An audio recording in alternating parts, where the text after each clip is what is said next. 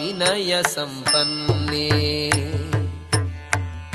ಬ್ರಾಹ್ಮಣೇ ಗವಿಹಸ್ತಿನಿ ಶುನಿ ಚೈವ ಶ್ವಪಾಕೆ ಚ ಪಂಡಿತಾಃ ಸಮದರ್ಶಿನಃ. ನಮ್ರರಾದ ಜ್ಞಾನಿಗಳು ನಿಜವಾದ ಜ್ಞಾನವನ್ನು ಪಡೆದವರಾದುದರಿಂದ ವಿದ್ಯಾ ವಿನಯ ಸಂಪನ್ನನಾದ ಬ್ರಾಹ್ಮಣನನ್ನು, ಹಸುವನ್ನು, ಆನೆಯನ್ನು, ನಾಯಿಯನ್ನು, ನಾಯಿಯ ಮಾಂಸವನ್ನು ತಿನ್ನುವವನನ್ನು ಒಂದೇ ರೀತಿ ಕಾಣುತ್ತಾರೆ.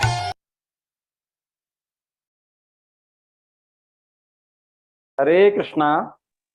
ಎಲ್ರಿಗೂ ನಮಸ್ಕಾರ. ಹರೇ ಕೃಷ್ಣ ಪ್ರಭುಜಿ. ಹರೇ ಕೃಷ್ಣ. ಎಲ್ಲ ಸರಿಯಾಗಿ ಕೇಳಿಸ್ತಾ ಇದೆಯಲ್ಲ ಮಾತಾಜಿ?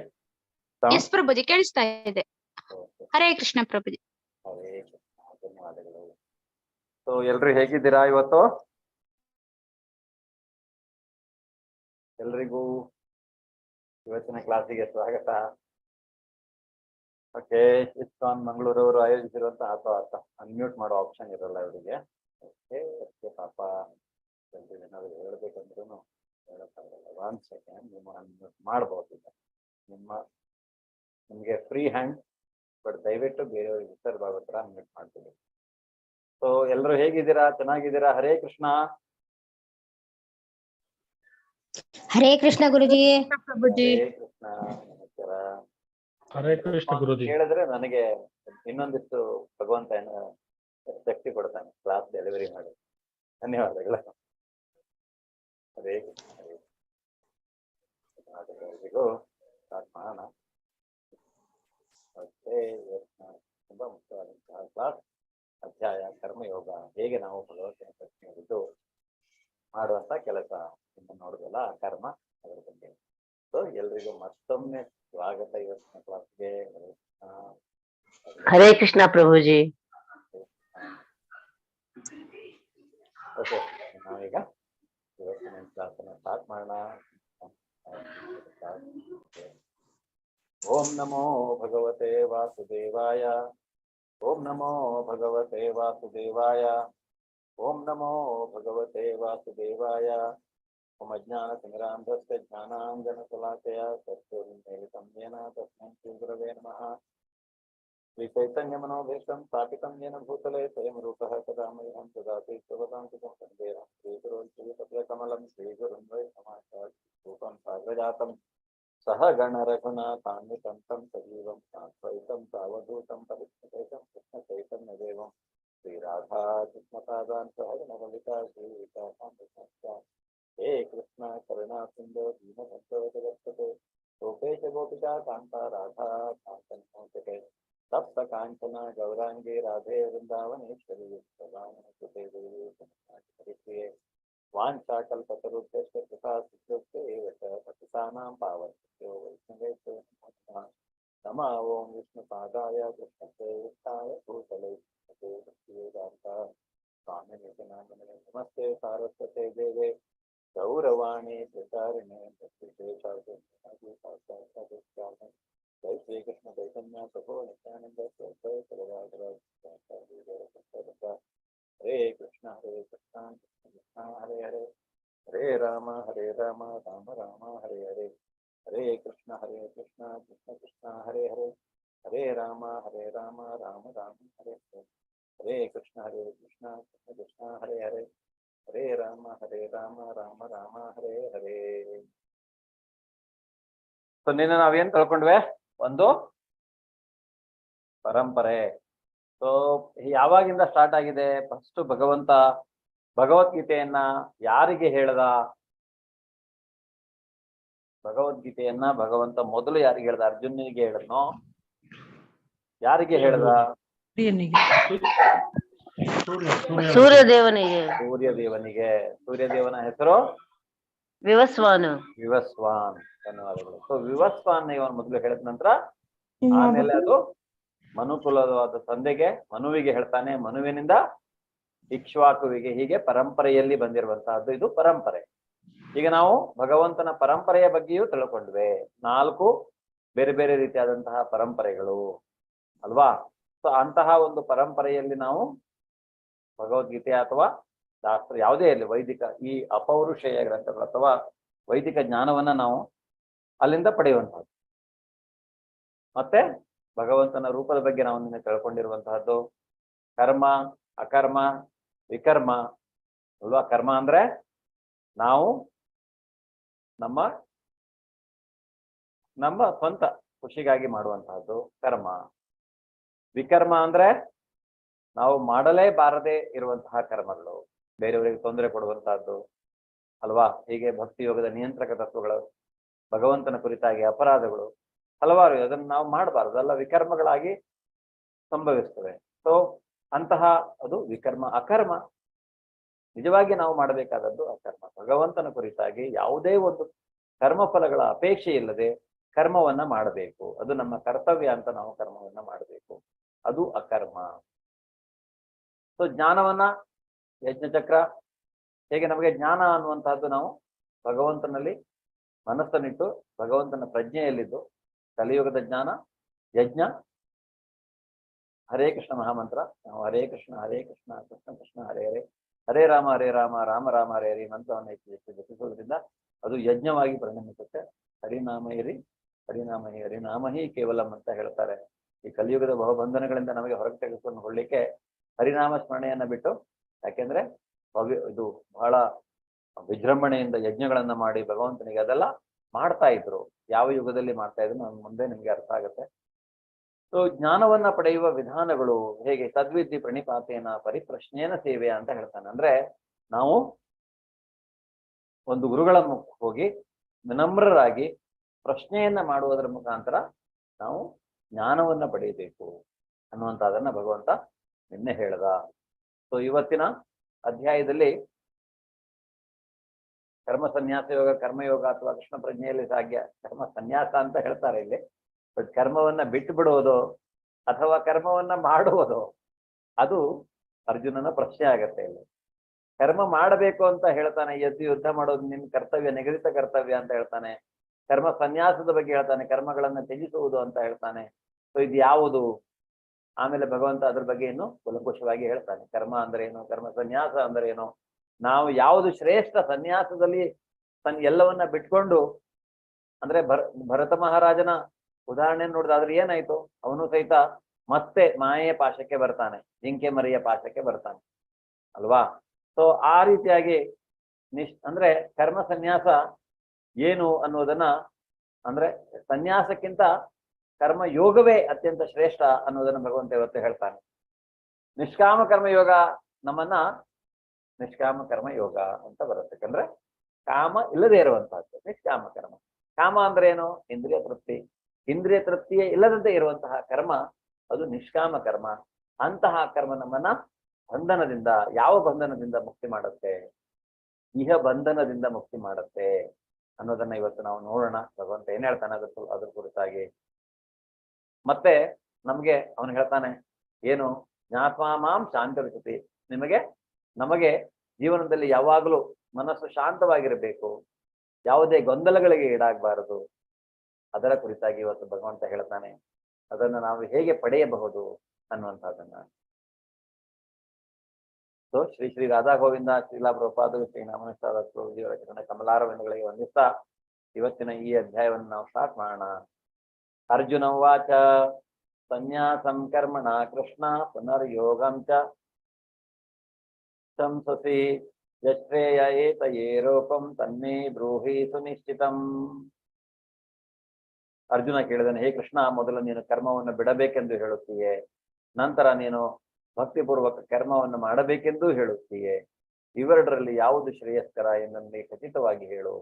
ಭಕ್ತಿ ಮಾರ್ಗದಲ್ಲಿ ಭಗವಂತನ ಕುರಿತಾಗಿ ಭಕ್ತಿಯನ್ನ ಮಾಡುವುದು ಅಂದ್ರೆ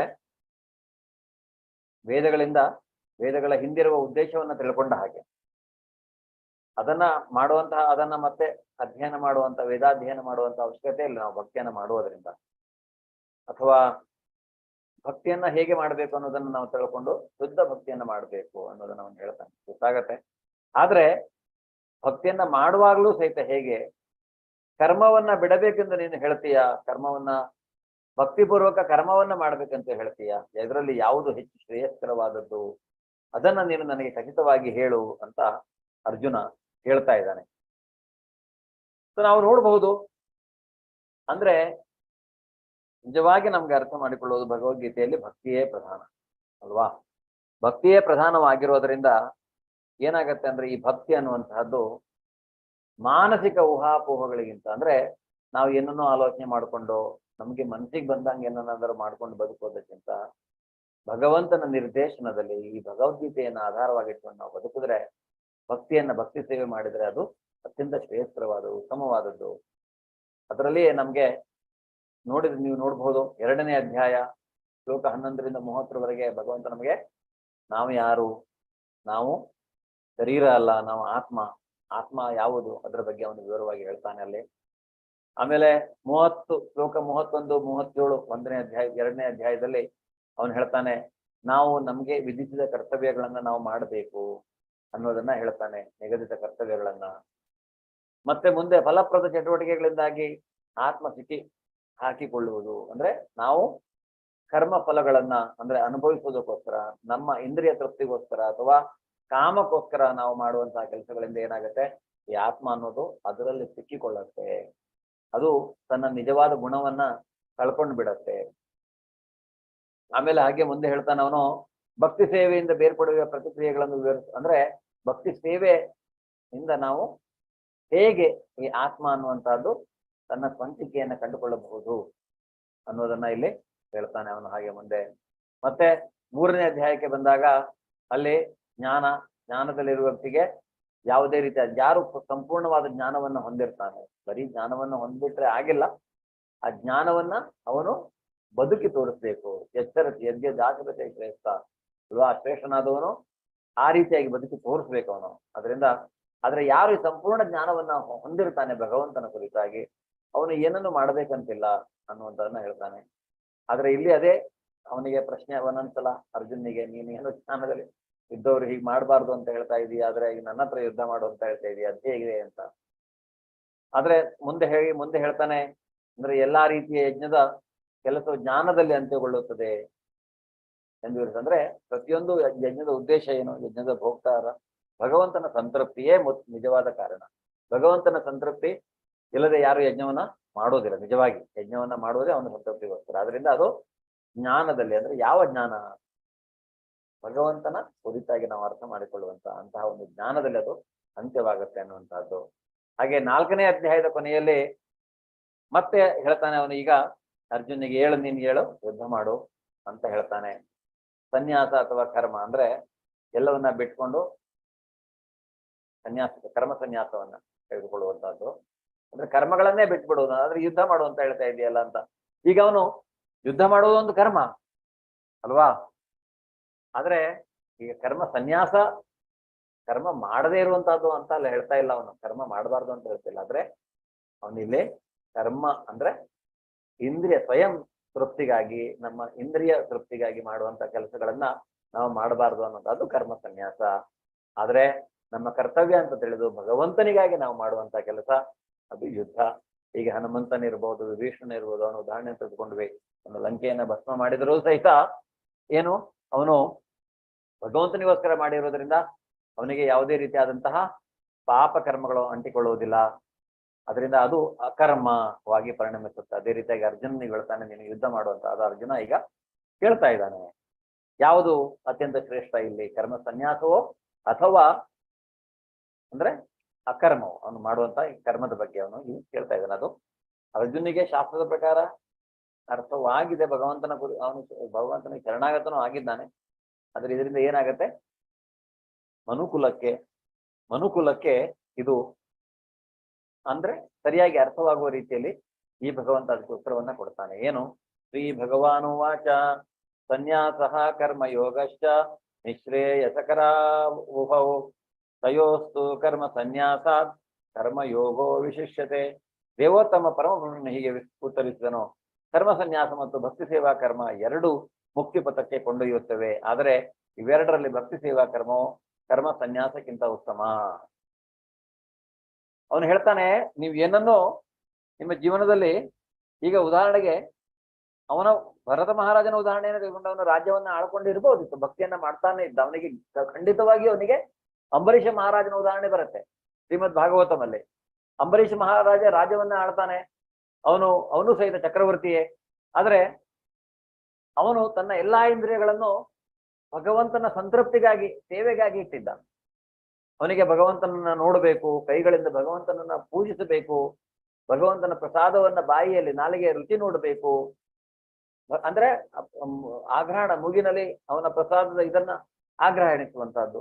ಸೊ ಆ ರೀತಿಯಾಗಿ ಎಲ್ಲ ಅವನು ಕಾಲುಗಳು ಮಂದಿರಕ್ಕೆ ಹೋಗಿ ಭಗವಂತನಿಗೆ ಕೆಲಸ ಮಾಡ್ಲಿಕ್ಕೆ, ಅಂದ್ರೆ ಅವನು ರಾಜ. ಆದ್ರೆ ಅವನಿಗೇನಿದೆ, ಈ ಇಂದ್ರಿಯಗಳೆಲ್ಲ ಭಗವಂತನ ಸೇವೆಗೆ ಇರುವಂತಹದ್ದು ಅನ್ನುವಂತಹ ಒಂದು ಭಾವ ಅವನಲ್ಲಿ ಇತ್ತು. ಆ ರೀತಿಯಾಗಿ ಅವನು ವರ್ತಿಸ್ತಾನು ಸಹಿತ ಇದ್ದ. ಅದರಿಂದ ಈಗ ಈ ಕರ್ಮ ಸನ್ಯಾಸ ಅನ್ನುವಂತಹದ್ದು ಸಹಿತ ಏನ್ ಮಾಡತ್ತೆ, ಅದು ಮುಕ್ತಿಗೆ ಕೊಂಡೊಯ್ಯತ್ತೆ. ಕರ್ಮ ಸನ್ಯಾಸ ಎಲ್ಲವನ್ನು ಬಿಟ್ಟಾದ್ರೆ ಯಾರು ಜ್ಞಾನಿಗಳಾದವರು ಏನು ಮಾಡಬೇಕಾದಂತಹದ್ದಿಲ್ಲ ಅನ್ನುವಂತಹದ್ದು. ಆದರೆ ಭಕ್ತಿ ಸೇವಾ ಕರ್ಮ ಅತ್ಯಂತ ಶ್ರೇಷ್ಠ ಕರ್ಮ ಸನ್ಯಾಸಕ್ಕಿಂತ. ಈ ಕರ್ಮ ಸನ್ಯಾಸ ಹೇಳ್ತೀವಿ ನಿಮ್ಗೆ, ಅಷ್ಟಾಂಗ ಯೋಗ ನಾಳೆ ಬರುತ್ತೆ. ಕರ್ಮ ಸನ್ಯಾಸ ಮಾಡ್ಕೊಂಡು ಯೋಗ ಪದ್ಧತಿಯಲ್ಲಿ ಎಲ್ಲವನ್ನ ಬಿಟ್ಟು ಬರೀ ಧ್ಯಾನದಲ್ಲಿ ಕುಳಿತುಕೊಂಡ್ರೆ ಏನಾಗತ್ತೆ ಅನ್ನೋದನ್ನು ನಾಳೆ ಹೇಳ್ತಾನೆ ಅಷ್ಟಾಂಗ ಯೋಗ, ಧ್ಯಾನ ಯೋಗದಲ್ಲಿ. ಅವಾಗ ಅದ್ರ ಬಗ್ಗೆ ಇನ್ನು ನಮಗೆ ಡಿಟೇಲ್ ಕ್ಲಿಯರ್ ಆಗಿ ಅರ್ಥ ಆಗುತ್ತೆ ಕರ್ಮ ಸನ್ಯಾಸ ಅಂದ್ರೆ ಏನು ಅನ್ನುವಂಥ. ಆದ್ರೆ ಈಗ ಕರ್ಮ ಸನ್ಯಾಸಕ್ಕಿಂತ ಭಗವಂತ ಹೇಳ್ತಾ ಇರುವಂತಹದ್ದು ಭಕ್ತಿ ಸೇವೆಯಲ್ಲಿ ಮಾಡುವಂತಹ ಕರ್ಮ ಅಂದ್ರೆ ಅಕರ್ಮ, ಅದು ಅತ್ಯಂತ ಶ್ರೇಷ್ಠ ಅನ್ನೋದನ್ನ ಹೇಳ್ತಾನೆ. ಉದಾಹರಣೆಯಾಗಿ ನಿಮಗೆ ಒಂದು ಉದಾಹರಣೆಯನ್ನು ಕೊಡ್ತೇನೆ. ನೃಗ ಮಹಾರಾಜ, ಇಕ್ಷ್ವಾಕುವಿನ ಮಗನೇ ಇವನು. ಈ ನೃಗ ಅಂದ್ರೆ ಅವನಿಗೇನಂತ, ತನ್ನ ರಾಜ್ಯ ಸಂಪದ್ಭರಿತವಾಗಿರ್ಬೇಕು. ಅದಕ್ಕಾಗಿ ಅವನು ಶಾಸ್ತ್ರದಲ್ಲಿ ಹೇಳಿದ್ದಾರೆ ದಾನ ಧರ್ಮ ಮಾಡುತ್ತೇನೆ, ನಾನು ದಾನ ಧರ್ಮ ಮಾಡ್ತಾನೆ, ತನ್ನ ಕುಟುಂಬಕ್ಕೆ ಚೆನ್ನಾಗಿರ್ಬೇಕು. ಹೀಗೆ ಅವನು ಯಜ್ಞ ಯಾಗಾದಿಗಳನ್ನು ಮಾಡ್ತಾ ಇದ್ದ. ಆದ್ರೆ ದಾನ ಧರ್ಮಗಳನ್ನು ಮಾಡ್ತಾ ಇದ್ದ. ಆದ್ರೆ ಅವನು ಯಾತಕ್ಕೋಸ್ಕರ ಮಾಡ್ತಾ ಇದ್ದ? ತನಗಾಗಿ, ತನ್ನ ಮಕ್ಕಳಿಗಾಗಿ, ತನ್ನ ಪರಿವಾರಕ್ಕಾಗಿ, ಹೀಗೆ ತನ್ನ ಪ್ರಜೆಗಳಿಗಾಗಿ. ಆ ರೀತಿಯಾಗಿ ಅಲ್ಲಿ ಭಗವಂತನಿಗಾಗಿ ತಾನು ಇದನ್ನ ಮಾಡ್ತಾ ಇದ್ದಾನೆ, ಭಗವಂತನ ತೃಪ್ತಿಗಾಗಿ ಅನ್ನುವಂತ ಭಾವನೆ ಅವನಲ್ಲಿ ಇರುವುದಿಲ್ಲ. ಅವಾಗ ಏನಾಗತ್ತೆ, ಈ ನೃಗ ಮಹಾರಾಜ ಏನಾಗತ್ತೆ ಅಂದ್ರೆ ಅವನು ಒಂದ್ಸಲ ಹೀಗೆ ಯಜ್ಞ ಮಾಡುವಾಗ ಅವನು ಒಂದು ಬ್ರಾಹ್ಮಣನಿಗೆ ಒಂದು ಹಸುವನ್ನ ಕೊಡ್ತಾನೆ. ಒಂದು ಹಸುವನ್ನ ದಾನವಾಗಿ ಕೊಟ್ಟ ನಂತರ ಆ ಹಸುವನ್ನ ಬ್ರಾಹ್ಮಣ ತೆಗೆದುಕೊಂಡು ಹೋಗ್ತಾನೆ. ಆದ್ರೆ ಹಸು ಹೇಗೋ ತಪ್ಪಿಸ್ಕೊಂಡು ಮತ್ತೆ ರಾಜನ ಈ ಹಸುವಿನ ದೊಡ್ಡಿಯೊಳಗೆ ಬಂದ್ಬಿಡತ್ತೆ ಅದು. ಮತ್ತೆ ಆಮೇಲೆ ಏನ್ ಮಾಡ್ತಾನೆ, ಇನ್ನೊಂದ್ ದಿನ ಅದೇ ಹಸುವನ್ನ ಇನ್ನೊಂದು ಬ್ರಾಹ್ಮಣನಿಗೆ ಅವನು ಕೊಟ್ಬಿಡ್ತಾನೆ ದಾನ ಮಾಡಿ. ಆದರೆ ಮೊದಲು ತೆಗೆದುಕೊಂಡಂತಹ ಬ್ರಾಹ್ಮಣನು ಸಹಿತ ಅಲ್ಲಿರ್ತಾನೆ. ಅವನು ಅದನ್ನು ನೋಡಿ, ಇದು ನನಗೆ ಸೇರಿದ್ದು ಹಸು, ಅವನಿಗೆ ನಾನು ಆಲ್ರೆಡಿ ದಾನವಾಗಿ ಅದನ್ನ ಪಡೆದಿದ್ದೇನೆ, ನೀನು ಬೇರೆಯವರಿಗೆ ಕೊಡ್ಲಿಕ್ಕಿಲ್ಲ ಅಂತ ರಾಜ್ನಿಗೆ ಹೇಳ್ತಾನೆ. ಆದ್ರೆ ಇನ್ನೊಂದು ಬ್ರಾಹ್ಮಣ, ಯಾಕೆಂದ್ರೆ ಒಂದು ದಾನ ತೆಗೆದುಕೊಂಡು ವಾಪಸ್ ಕೊಡಬಾರದು ಅನ್ನುವಂತಹದ್ದು. ಇನ್ನೊಂದು ಬ್ರಾಹ್ಮಣ, ನೀನು ನನಗೆ ಈಗಲಷ್ಟೇ ದಾನವಾಗಿ ಕೊಟ್ಟಿದ್ಯಾ, ನಾನು ಹೇಗೆ ಅದನ್ನು ವಾಪಸ್ ಕೊಡ್ಲಿಕ್ಕೆ ಆಗತ್ತೆ? ಸೊ ಅದೇನಾಗತ್ತೆ, ಅವರಿಬ್ಬರಲ್ಲೂ ಒಂದು ರೀತಿಯಾದಂತಹ ಭೇದ ಬಂದ್ಬಿಡತ್ತೆ ಅಲ್ಲಿ. ಇದರಿಂದ ಇವನಿಗೆ ನೃಗನಿಗೆ ಸಹಿತ ಏನಾಗತ್ತೆ, ಹೇಗೆ ಸಾಲ್ವ್ ಮಾಡ್ಬೇಕು ಅನ್ನೋದೇ ಗೊತ್ತಾಗೋದಿಲ್ಲ. ಇದು ನಡೀತಾ ಇರತ್ತೆ. ಅದೇ ಒಂದು ಚಿಂತೆಯಲ್ಲಿ ಅವನು ಸಾವನ್ನ ಒಪ್ತಾನೆ, ಮರಣವನ್ನ ಹೊಂದ್ತಾನೆ. ಮರಣವನ್ನ ಹೊಂದಿ ಅವನು ಯಮಧರ್ಮರಾಜನ ಹತ್ರ ಹೋದಾಗ ಅಲ್ಲಿ ಕೇಳ್ತಾನಂತೆ, ನೀನು ಮಾಡಿದ ಪುಣ್ಯ ಕೆಲಸಗಳಿಂದ ನಿನಗೆ ಸುಖ ಬೇಕೋ, ಸ್ವರ್ಗಕ್ಕೆ ಹೋಗ್ತೀಯೋ, ಅಥವಾ ನೀನು ಮಾಡಿದ ಪಾಪದ ಕೆಲವು ಕೆಲಸಗಳಿಂದ ನಿನ್ನ ಶಿಕ್ಷೆಯನ್ನು ಅನುಭವಿಸ್ತೀಯೋ? ಆದ್ರೆ ಅವನಿಗೆ ಆಗ್ಲೇ ಅರಿವಾಗಿರತ್ತೋ ಏನೋ, ಅವನು ಹೇಳ್ತಾನಿಲ್ಲ, ನಾನು ಮೊದಲು ಶಿಕ್ಷೆಯನ್ನು ಅನುಭವಿಸ್ತೇನೆ ಅಂತ. ಸೊ ಅವನೇನ್ ಮಾಡ್ತಾನೆ, ಶಿಕ್ಷೆಯನ್ನು ಅನುಭವಿಸ್ಲಿಕ್ಕೆ ಅವನು ದೊಡ್ಡ ಹಲ್ಲಿಯ ರೂಪದಲ್ಲಿ ಒಂದು ಬಾವಿಯಲ್ಲಿ ಬಿದ್ದಿರ್ತಾನೆ. ಇದು ಇವನ ಕೃಷ್ಣನ ಮಗ ಸಾಂಬ ಮತ್ತು ಅವನ ಗೆಳೆಯರು ಹಾಗೆ ಅರಣ್ಯದಲ್ಲಿ ಆಡ್ಲಿಕ್ಕೆ ಹೋದಾಗ ಅವರಿಗೆ ಬಹಳ ಬಾಯಾರಿಕೆ ಆಗತ್ತಂತೆ. ಅವರು ನೀರು ಹುಡುಕ್ತಾ ಈ ಬಾವಿಯನ್ನು ನೋಡ್ತಾರೆ. ಈ ಬಾವಿಯಲ್ಲಿ ಈ ಬೃಹದಾಕಾರದ ಒಂದು ಗುಡ್ಡದ ಆಕಾರದ ಒಂದು ದೊಡ್ಡ ಹಲ್ಲಿ ಇರುತ್ತೆ. ಹೇಗಾದ್ರೂ ಮಾಡಿ ಆ ಹಲ್ಲಿಗೆ ಹೊರಗೆ ಬರಬೇಕು ಅನ್ನುವಂತಹದ್ದು. ಇವರು ಸಹಾಯ ಮಾಡ್ಲಿಕ್ಕೆ, ಹೊರಗೆ ತೆಗಿಲಿಕ್ಕೆ ಟ್ರೈ ಮಾಡ್ತಾರೆ. ಆದ್ರೆ ಅವ್ರ ಹತ್ರ ಏನು ಮಾಡ್ಲಿಕ್ಕೆ ಆಗುದಿಲ್ಲ. ಅಷ್ಟೊಂದು ಭಾರವಾಗಿ ಹೆವಿ ಆದಂಥದ್ದು, ಬೃಹದಾಕಾರದ ದೊಡ್ಡದ ಆಕಾರದ್ದಾಗಿರುತ್ತೆ. ಆ ಹಲ್ಲಿಯನ್ನ ಅವರು ಹೋಗಿ ಮತ್ತೆ ಏನ್ ಮಾಡ್ತಾರೆ, ಕೃಷ್ಣನಿಗೆ ಹೇಳ್ತಾರೆ. ಕೃಷ್ಣನಿಗೆ ಹೇಳಿದ ಮೇಲೆ ಕೃಷ್ಣ ಬರ್ತಾನೆ, ತನ್ನ ಎಡಗೈಯಿಂದ ಆ ಹಲ್ಲಿಯನ್ನ ಸ್ಪರ್ಶ ಮಾಡಿ ಆ ಹಲ್ಲಿಗೆ ಇಮಿಡಿಯೇಟ್ ಆಗಿ ಅದೊಂದು ದೇವತೆಯ ರೂಪವನ್ನ ತಾಳುತ್ತೆ. ಅವನು ದೇವತೆ ಆಗ್ತಾನೆ. ಆ ಕೃಷ್ಣ ಕೇಳ್ತಾನೆ, ನೀನ್ ಯಾರು ಅಂದ್ರೆ ಗೊತ್ತಿದೆ ಕೃಷ್ಣನಿಗೆ, ಗೊತ್ತಿಲ್ಲದೆ ಅಲ್ಲ. ಆಗ ಅವನು ಹೇಳ್ತಾನೆ, ಈಗ ನಾನು ಈ ರೀತಿಯಾಗಿ ಪಾಪ ಮಾಡಿರುವುದರಿಂದ, ಅಂದ್ರೆ ನನ್ನ ಕರ್ಮಗಳನ್ನ ನಾನು ಮಾಡ್ತಾ ಇದ್ದೆ, ಆದ್ರೆ ನಾನು ಅದರಲ್ಲಿ ಭಗವಂತನ ಸಂಪ್ರೀತಿ ಅಥವಾ ಅವನ ಪ್ರೀತಿಗಾಗಿ ನಾನು ಅದನ್ನ ಮಾಡ್ತಾ ಇರ್ಲಿಲ್ಲ ಅನ್ನೋದನ್ನ ಅವನು ಅಲ್ಲಿ ಹೇಳ್ತಾನೆ. ಆದ್ರೆ ಅವನಿಗೆ ಫಲ ಇತ್ತು, ಫಲ ಇಲ್ಲ ಅಂತಿಲ್ಲ ಅದಕ್ಕೆ. ಓಕೆ, ಆದ್ರೆ ಆ ಫಲ ಅವನನ್ನ ಮೋಕ್ಷಕ್ಕೆ ಕೊಂಡೊಯ್ಯಲಿಲ್ಲ ಅನ್ನೋದನ್ನ ನಾವಿಲ್ಲಿ ಅರ್ಥ ಮಾಡ್ಕೊಳ್ಬೇಕು. ಆಮೇಲೆ ಅವನು ಸ್ವರ್ಗಕ್ಕೆ, ಆಮೇಲೆ ಮತ್ತೆ ಸ್ವರ್ಗಕ್ಕೆ ಹೋಗ್ತಾನೆ. ಮುಂದೆ ಅಲ್ಲಿಂದ ಭಕ್ತಿಯನ್ನ ಮುಂದುವರಿಸಿಕೊಂಡು ಅವನು ಪೂರ್ತಿಯಾಗಿ ಭಗವದ್ ಇದನ್ನ ಪಡೀಬೇಕು. ಸೊ ಇದು ನೃಗನ ಕಥೆ. ಅಂದ್ರೆ ನಾವು ಕರ್ಮಗಳನ್ನ ಹೇಗ್ ಮಾಡಬೇಕು ಅನ್ನುವಂಥದ್ದು, ಕರ್ಮ ಅಕರ್ಮ ಅಂದ್ರೆ ಅದರ ವ್ಯತ್ಯಾಸ ಏನು ಅನ್ನೋದನ್ನ ನಾವಿಲ್ಲಿ ತಿಳ್ಕೊಳ್ಬಹುದು. ಹೇಗೆ ನಾವು ಅಂದ್ರೆ ಕರ್ಮ ಇದನ್ನ ಬಿಡುವಂತಹದ್ದು ಹೀಗೆ ಅನ್ನುವಂಥದ್ದನ್ನ ನಾವು ನೋಡಿದ್ರೆ, ಪ್ರಾಪಂಚಿಕತೆಯ ಬುದ್ಧ ಹರಿ ಸಂಬಂಧಿ ವಸ್ತುನಃ ಮುಮೋಕ್ಷಭಿ ಪರಿತ್ಯಾಗೋ ವೈರಾಗ್ಯಂ ಫಲ್ಗು ಕಥ್ಯತೆ. ಮುಕ್ತಿಯನ್ನು ಸಾಧಿಸಲು ಕಾತರರಾಗಿರುವ ವ್ಯಕ್ತಿಗಳು ದೇವೋತ್ತಮ ಪರಮಪುರುಷನಿಗೆ ಸಂಬಂಧಿಸಿದ ವಿಷಯಗಳನ್ನು ಐಹಿಕವೆಂದು ಭಾವಿಸಿ ತ್ಯಜಿಸಿದರೆ ಅವರ ತ್ಯಾಗವನ್ನು ಅಪೂರ್ಣ ಎಂದು ಹೇಳಲಾಗುತ್ತದೆ. ಇದಕ್ಕೊಂದು ಉದಾಹರಣೆಯನ್ನು ಕೊಡ್ತೇನೆ. ಸಪೋಸಿಂಗ್ ಈಗ ನೀವೆಲ್ಲ ಯಾರಾದ್ರೂ ಈಗ ಸಕ್ಕರೆಯನ್ನ ಭಗವಂತನಿಗೋಸ್ಕರ ಬಿಟ್ಟಿದ್ದೀರಾ ಅಂದ್ಕೊಳ್ಳಿ. ಹರೇ ಕೃಷ್ಣ, ಕೇಳಿಸ್ತಾ ಇದೆ ಅಲ್ವಾ? ಉದಾಹರಣೆಗೆ, ಹಲೋ, ಹರೇ ಕೃಷ್ಣ, ಕೇಳಿಸ್ತಾ ಇದೆಯಲ್ಲ ಎಲ್ರಿಗೂ? ಉದಾಹರಣೆಗೆ ನೀವು ಭಗವಂತನಿಗೋಸ್ಕರ ಸಕ್ಕರೆಯನ್ನ ತ್ಯಜಿಸಿದ್ದೀರಾ ಅಂದ್ಕೊಳ್ಳಿ. ಸಕ್ಕರೆ ತಗೊಳ್ತಾ ಇಲ್ಲ, ಇಂದ್ರಿಯ ತೃಪ್ತಿ ಬಹಳ ಇಷ್ಟ, ಬೇಡ ಅಂತ. ಅಥವಾ ಏನೋ ಒಂದು ಐಟಮ್ ಪರ್ಟಿಕ್ಯುಲರ್ಲಿ ನೀವು ತಿನ್ನೋದಿಲ್ಲ ಅದನ್ನ ಅಂತ ಇಟ್ಕೊಳ್ಳೋಣ. ಈಗ ಯಾರೋ ಒಬ್ರು ಇಲ್ಲ ಅದು ಭಗವಂತನಿಗೆ ಅರ್ಪಿಸಿದ ಪ್ರಸಾದ ಅಂತ ನಿಮ್ಗೆ ತಂದ್ಕೊಟ್ರೆ ನೀವು ಅದನ್ನ ತಗೊಳ್ತೀರಾ ಅಥವಾ ತಗೊಳ್ಳದೇ ಇರ್ತೀರಾ? ತಗೊಳ್ಳೋದಿಲ್ಲ ಗುರುಜಿ. ಕೆಲವರು ಹೇಳ್ತಾರಲ್ವಾ ಹೀಗೆ, ನನಗೆ ಅದನ್ನ ತಾನು ತಗೊಳ್ಳೋದಿಲ್ಲ, ತಾನು ಬಿಟ್ಟಿದ್ದೇನೆ ಅದನ್ನ ಪೂರ್ತಿಯಾಗಿ ಅಂತ. ಆದರೆ ಮುಕ್ತಿಯನ್ನು ಸಾಧಿಸಿ ಹೀಗೆ ಕಾತರರಾಗಿರೋ ವ್ಯಕ್ತಿಗಳು ದೇವೋತ್ತಮ ಪುರುಷನಿಗೆ ಸಂಬಂಧಿಸಿದ ವಿಷಯಗಳನ್ನು ಅದನ್ನ ಐಹಿಕ ಅಂತ ತಿಳ್ಕೊಳ್ಬಾರ್ದು. ಭಗವಂತನಿಗೆ ಕೊಟ್ಟಿರುವಂತಹ ಪ್ರಸಾದವೂ ಸಹಿತ, ಈಗ ಅದು ಬೇರೆ. ಈಗ ಏಕಾದಶಿಯ ಉಪವಾಸ ಮಾಡಿಕೊಂಡು ನಾವು ಇರುವಾಗ ತಗೊಳ್ಳೋದಿಲ್ಲ, ಆಮೇಲೆ ಅದನ್ನ ತಗೊಳ್ಬಹುದು. ಈ ಪ್ರಸಾದ ಆದ್ರೆ ಯಾವಾಗ್ಲೂ ತೆಗೆದುಕೊಳ್ಬಹುದು. ಆಹಾರವನ್ನ ಹೇಳ್ತಾರೆ ನಾವು 3 ತಾಸುಕ್ಕಿಂತ ಜಾಸ್ತಿ ಅಂದ್ರೆ ಬೇಯಿಸಿದ ಆಹಾರವನ್ನ ತೆಗೆದುಕೊಳ್ಬಾರ್ದು 3 ತಾಸು ಅದಾದ್ಮೇಲೆ ಅಂತ. ನಮ್ಗೆ ಅದು ಗೊತ್ತು. ನಿಮ್ಗೆ ಇದರಲ್ಲಿ ಪ್ರಕೃತಿಯ 3 ಗುಣಗಳ ಬಗ್ಗೆ ನಾವು ತಿಳ್ಕೊಳ್ಳುವಾಗ ಅದರಲ್ಲಿ ನಿಮ್ಗೆ ಅರ್ಥ ಆಗತ್ತೆ. ಆದ್ರೆ ಪ್ರಸಾದ ಅನ್ನೋದನ್ನ ನಾವು ಆಮೇಲೆ ತೆಗೆದುಕೊಳ್ಳಬಹುದು. ಅದರಿಂದ ಅದು ಬೇರೆ. ಆದ್ರೆ ಕೆಲವರು ಈಗ ಹಠ ಮಾಡ್ತಾರೆ, ಇಲ್ಲ ನಾನು ಬಿಟ್ಟಿದ್ದೇನೆ, ಕಂಪ್ಲೀಟ್ ಆಗಿ ಬಿಟ್ಬಿಟ್ಟಿದ್ದೇನೆ. ಆಗಲ್ಲ. ಯಾಕೆಂದ್ರೆ ಭಗವಂತನ ಕುರಿತಾದದ್ದು ಯಾವುದೇ ಒಂದನ್ನ ನಾವು ಐಹಿಕ ಅಂತ ಅದನ್ನ ತಿಳ್ಕೊಂಡು ಅಂದ್ರೆ ಮಾಡ್ಲಿಕ್ಕೆ ಹೋದ್ರೆ ಅದು ಅಪೂರ್ಣವಾದಂತಹ ತ್ಯಾಗ ಆಗತ್ತೆ. ಅದು ಪರಿಪೂರ್ಣ ತ್ಯಾಗವಲ್ಲ. ನಿಜವಾದ ತ್ಯಾಗ ಅಂದ್ರೆ ಏನು? ಐಹಿಕವಾಗಿ ಇಂದ್ರಿಯ ತೃಪ್ತಿಯ ತ್ಯಾಗ. ನಾವು ನಮ್ಮ ಸಂತೋಷಕ್ಕಾಗಿ ಯಾವ್ದನ್ನ ಮಾಡಬಾರ್ದು, ಭಗವಂತನ ಕುರಿತಾಗಿ ಮಾಡುವಂತಹದ್ದು ಕರ್ಮ ಅನ್ನೋದು, ಅದು ನಿಜವಾದ ತ್ಯಾಗ. ಆದ್ರೆ ಕೆಲವರು ಹೇಳ್ತಾರೆ, ಇಲ್ಲ ಹಾಗೆ ತಾನು ಅದನ್ನ ಮಾಡ್ತೇನೆ, ಭಗವಂತ ಇಲ್ಲ ಅಥವಾ ತಗೊಳ್ಳೋದಿಲ್ಲ ಅಂತ. ಆ ರೀತಿಯಾಗಿ ಮಾಡಬಾರದು ಅನ್ನುವಂಥದ್ದನ್ನ ಇಲ್ಲಿ ನಾವು ಭಗವಂತನ ಕುರಿತಾಗಿ ಸಂಬಂಧಿಸಿದ ವಿಷಯವನ್ನ ನಾವು ಅದನ್ನ ಐಹಿಕ ಅಂತ ತಿಳ್ಕೊಳ್ಬಾರ್ದು ಯಾವಾಗ್ಲೂ ಅನ್ನುವಂಥದ್ದು. ಹರೇ ಕೃಷ್ಣ. ಗುರುಜಿ, ಮತ್ತೆ ಕಾಶಿಗೆ ಹೋದಾಗ ನಮ್ಗೆ ಇಷ್ಟವಾದಂತ ಒಂದು ವಸ್ತುವನ್ನ ಬಿಟ್ಟು ಬಿಡ್ಬೇಕು ಅಂತ ಅಲ್ಲಿ ಪ್ರತಿಜ್ಞೆ ಮಾಡಿಸ್ತಾರೆ. ಮತ್ತೆ ಇಲ್ಲಿ ಬಂದ್ಮೇಲೆ ಅದನ್ನ ನಾವು ತಗೊಳ್ಳೋದಿಲ್ಲ. ಮತ್ತೆ ಹೇಗೆ ಇದು? ಭಗವಂತನ ಕುರಿತಾಗಿ ಭಕ್ತಿ ಮಾರ್ಗದಲ್ಲಿರುವಾಗ ನೀವು ಅದನ್ನೆಲ್ಲ ಮಾಡ್ಬೇಕಂತಿಲ್ಲ, ನಿಮ್ಗೆ ಅರ್ಥ ಆಗತ್ತೆ. ಸರಿ ಗುರುಜಿ, ಧನ್ಯವಾದಗಳು. ಮುಂದೆ ಹೋದಾಗ ಹಾಗೆ ಅರ್ಥ ಆಗತ್ತೆ. ಅದನ್ನ ಮಾಡ್ಬೇಕಂತಿಲ್ಲ, ಭಕ್ತಿಯಲ್ಲಿ ಇರುವವರು ಅದನ್ನ ಮಾಡ್ಬೇಕಂತಿಲ್ಲ. ಆದ್ರೆ ನಾವು ಯಾರು ಅಂತಹ ಶುದ್ಧ ಭಕ್ತಿಗೆ ಹೋಗಿರುವುದಿಲ್ಲ. ಓಕೆ, ಭಗವಂತ ನಿಮ್ಗೆ ಹೇಗೆ ಬುದ್ಧಿ ಕೊಡ್ತಾನೋ ಆ ರೀತಿಯಾಗಿ ನೀವು ಮಾಡ್ಕೊಂಡು ಹೋಗ್ಬೇಕಾಗತ್ತೆ. ಆದ್ರೆ ಶುದ್ಧ ಭಕ್ತಿಯಲ್ಲಿ ಇರುವವರಿಗೆ ಅದ್ಯಾವುದು ಐಹಿಕ ಅಂತ ಅವರು ತಿಳ್ಕೊಳ್ಬಾರ್ದು. ಭಕ್ತಿ ಮಾರ್ಗದಲ್ಲಿ ಮಾರ್ಗವನ್ನು ಅನುಸರಿಸುವುದು. ಜ್ಞೇಯ ನಿತ್ಯ ಸನ್ಯಾಸಿ ಯೋ ನ ದ್ವೇಷಿ ನ ಕಾಂಕ್ಷತೆ ನಿರ್ದ್ವಂದ್ವೋ ಹಿ ಮಹಾಬಾಹೋ ಸುಖಂ ಬಂಧಾತ್ ಪ್ರಮುಚ್ಯತೆ. ಕರ್ಮ ಫಲದಲ್ಲಿ ತಿರಸ್ಕಾರವಾಗಲಿ ಅಪೇಕ್ಷೆಯಾಗಲಿ ಇಲ್ಲದವನನ್ನು ನಿತ್ಯ ಸನ್ಯಾಸಿ ಎಂದು ತಿಳಿಯಬೇಕು.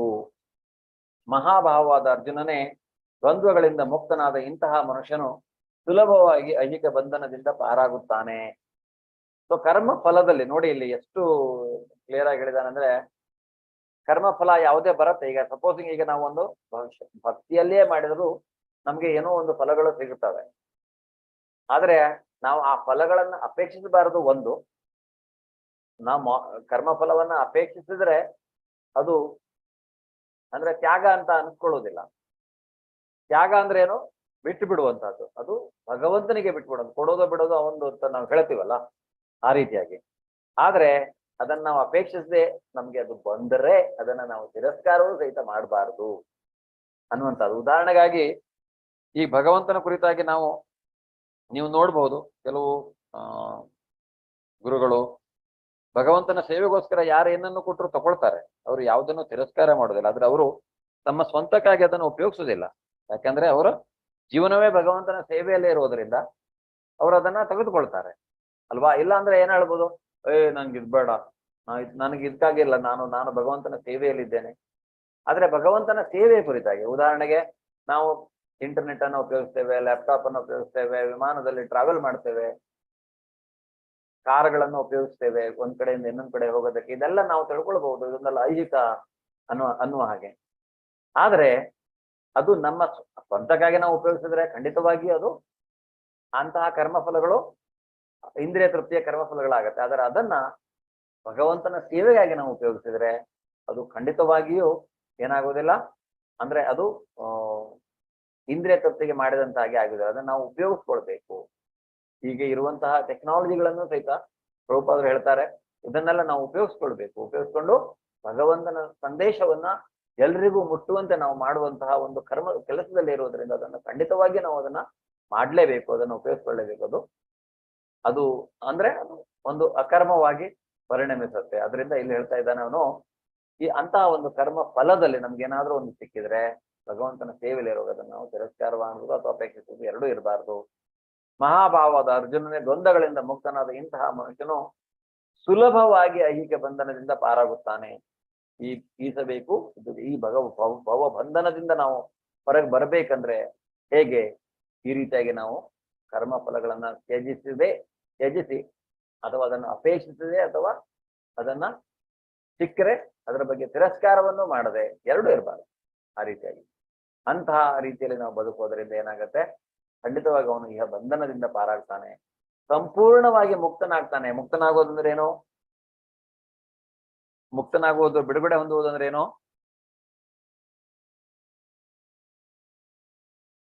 ಹರೇ ಕೃಷ್ಣ. ಜನ್ಮ ಮೃತ್ಯು ಜರ ವ್ಯಾಧಿಯಿಂದ ಹೊರಗೆ ಬರುವ ಬಿಡುಗಡೆ ಹೊಂದಿತು. ನಾವು ಹುಟ್ಟು ಸಾವಿನಿಂದ ಚಕ್ರದಿಂದ ಹೊರಗೆ ಬರುವಂತಹದ್ದು. ಹರೇ ಕೃಷ್ಣ. ಧನ್ಯವಾದಗಳು. ಫಲಾಸಕ್ತಿ ಇಲ್ಲದ ಕರ್ಮಕ್ಕೆ ಪ್ರತಿಕ್ರಿಯೆ ಇಲ್ಲ, ಫಲಗಳನ್ನೇ ಅಪೇಕ್ಷಿಸದೆ ಕೆಲಸವನ್ನ ಮಾಡುವಂತಹದ್ದು. ಸೊ ಉದಾಹರಣೆಗೆ ನಿಮ್ಗೆ ಒಂದು ಉದಾಹರಣೆಯನ್ನ ಕೊಡ್ತೇನೆ ಇಲ್ಲಿ. ಇವರ ಹೆಸರು ಇವರಿಗೆ ನಾಮಾಚಾರ ಅಂತ ಒಂದು ಬಿರುದು ಬರುತ್ತೆ. ಇವರು ಒಂದು ಮುಸ್ಲಿಂ ಕುಟುಂಬದಲ್ಲಿ ಜನಿಸಿರುವಂತವ್ರು. ವೆಸ್ಟ್ ಬೆಂಗಾಲ್ ಅಲ್ಲಿ ಚೈತನ್ಯ ಮಹಾಪ್ರಭುಗಳ ಶಿಷ್ಯರು ಅವರ ಕಾಲದಲ್ಲಿ. ಇವ್ರೇನ್ ಮಾಡ್ತಾರೆ? ಹರೇ ಕೃಷ್ಣ ಮಹಾಮಂತ್ರದ ಒಂದು ಇದರಲ್ಲಿ ಹರೇ ಕೃಷ್ಣ ಮಹಾಮಂತ್ರವನ್ನ ಅವರಿಂದ ಕೇಳ್ಕೊಂಡು ಇವರು ಪಠಿಸ್ತಾ ಇರ್ತಾರೆ. ಬಹಳ ಖುಷಿ ಆಗತ್ತೆ ಅವರಿಗೆ, ಮನಸ್ಸಿಗೆ ಬಹಳ ನೆಮ್ಮದಿ ಸಿಗತ್ತೆ. ಅದರಿಂದ ಅವ್ರು ಏನ್ ಮಾಡ್ತಾರೆ ಅಂದ್ರೆ ಆ ಮಹಾಮಂತ್ರವನ್ನ ಪ್ರತಿನಿತ್ಯ ಅಂದ್ರೆ ಜಾಸ್ತಿ ಮಾಡ್ಕೊಳ್ತಾ ಪ್ರತಿನಿತ್ಯ 3 ಲಕ್ಷ ಇದರನ್ನ ಹರೇ ಕೃಷ್ಣ ಮಹಾಮಂತ್ರವನ್ನ ಜಪಿಸ್ತಾ ಇದ್ರು ಅವರು. 3 ಲಕ್ಷ ಹರೇ ಕೃಷ್ಣ ಮಹಾಮಂತ್ರ. ಸೊ ಆ ರೀತಿಯಾಗಿ ಜಪಿಸ್ತಾ ಇರುವಾಗ ಅವರಿಗೆ ಚೈತನ್ಯ ಮಹಾಪ್ರಭುಗಳು ನಾಮಾಚಾರ, ಅವರು ಅಂದ್ರೆ ಅಷ್ಟು ಭಗವಂತನ ನಾಮಕ್ಕೆ ಶರಣಾಗತರಾಗಿರ್ತಾರೆ. ಅಂದ್ರೆ ನಮ್ಮ ನಾಮನಿಷ್ಠಾದ ಪ್ರಭುಜಿಯವರು ಹೇಳ್ತಾರೆ, ಶಿಲಪ್ರಭುಪಾದರು ಏನು, ನಾವು ಫಸ್ಟ್ ಭಗವಂತನ ನಾಮಕ್ಕೆ ಶರಣಾಗ್ತಾ ಇರಬೇಕು. ಭಗವಂತನ ನಾಮ ಬೇರೆ ಅಲ್ಲ, ಭಗವಂತ ಬೇರೆ ಅಲ್ಲ. ಆದ್ರಿಂದ ಅವರು ಅಷ್ಟು ಮಾಡ್ತಾ ಇರೋದ್ರಿಂದ ಏನಾಗುತ್ತೆ, ಅವರಿಗೆ ನಾಮಾಚಾರ. ಕೆಲವು ಅಸೂಯಾಪರರು ಇವನು ಬೇರೆ ಧರ್ಮದವನು ಆಗಿದ್ರೂ ಸಹಿತ ಇವನಿಗೆ ಮೊದಲು ಈ ರೀತಿಯಾದಂತಹ ಬಿರುದು ಸಿಕ್ಕಿದೆ ಅಂತ ಕೆಲವರು ಅಸೂಯೆ ಇದ್ದವ್ರು ಏನ್ ಮಾಡ್ತಾರೆ, ಹೇಗಾದ್ರೂ ಮಾಡಿ ಅವನ ಗುಣವನ್ನ ಕೆಡಿಸ್ಬೇಕು, ಅವನಿಗೆ ಅಪವಾದವನ್ನ ತರಬೇಕು ಅಂತ ಹೇಳಿ ಒಂದು ವೇಷೆಯನ್ನ ಅವನ ಮನೆಗೆ ಕಳಿಸ್ತಾರೆ. ಅವಳ ಹತ್ರ ಹೇಳ್ತಾರೆ, ನೀನು ಹೋಗು, ಹೇಗಾದ್ರೂ ಮಾಡಿ ಇದು ಮಾಡು ಅಂತ ಅವರನ್ನ, ಅಂದ್ರೆ ಅವರ ಆ ಕಾನ್ಸಂಟ್ರೇಷನ್, ಅವರ ಒಂದು ಆ ಅವರ ಒಂದು ನಿಷ್ಠೆ ಏನಿದೆ ನಾಮದ ಮೇಲೆ, ಅದನ್ನ ಹೇಗಾದ್ರೂ ಇದು ಮಾಡ್ಬೇಕಂತ ಅವಳು ಹೋಗ್ತಾಳೆ. ಅವಳು ಹೋಗಿ ಹೇಳ್ತಾಳಂತೆ, ಅವರು ಮಹಾಮಂತ್ರವನ್ನ ಅವರು ಧ್ಯಾನದಲ್ಲಿ ಇರ್ತಾರೆ, ಜಪಿಸ್ತಾ ಇರ್ತಾರೆ, ಜಪ ಮಾಡ್ತಾ ಇರ್ತಾರೆ. ಇವಳು ಹೇಳ್ತಾಳೆ, ನಾನು ಬಂದಿದ್ದೇನೆ, ನನಗೆ ನಿಮ್ಮ ಜೊತೆಗೆ ಇದ್ ಮಾಡ್ಬೇಕು, ಸಂಘ ಮಾಡಬೇಕು ಅಂತ. ಆಗ ಅವರು ಹೇಳ್ತಾರಂತೆ, ಸರಿ ನಾನು ಈಗ ಜಪ ಮಾಡ್ತಾ ಇದ್ದೇನೆ, ಜಪ ಮುಗಿದ ಮೇಲೆ ನಿನ್ನೆ ಇಚ್ಛೆ ಏನಿದೆ ಅದನ್ನ ನಾನು ನೆರವೇರಿಸ್ತೇನೆ. ಅವರು ಜಪ ಮಾಡ್ತಾ ಇರ್ತಾರೆ. ಆದ್ರೆ 3 ಲಕ್ಷ ಜಪ ಅವ್ರದ್ದು ಕಂಪ್ಲೀಟ್ ಆಗ್ಲೇಬೇಕು ಅವತ್ತಿಗೆ. ಅದು ಏನು ಇನ್ನೂ ಮುಗಿತಾ ಇಲ್ಲ.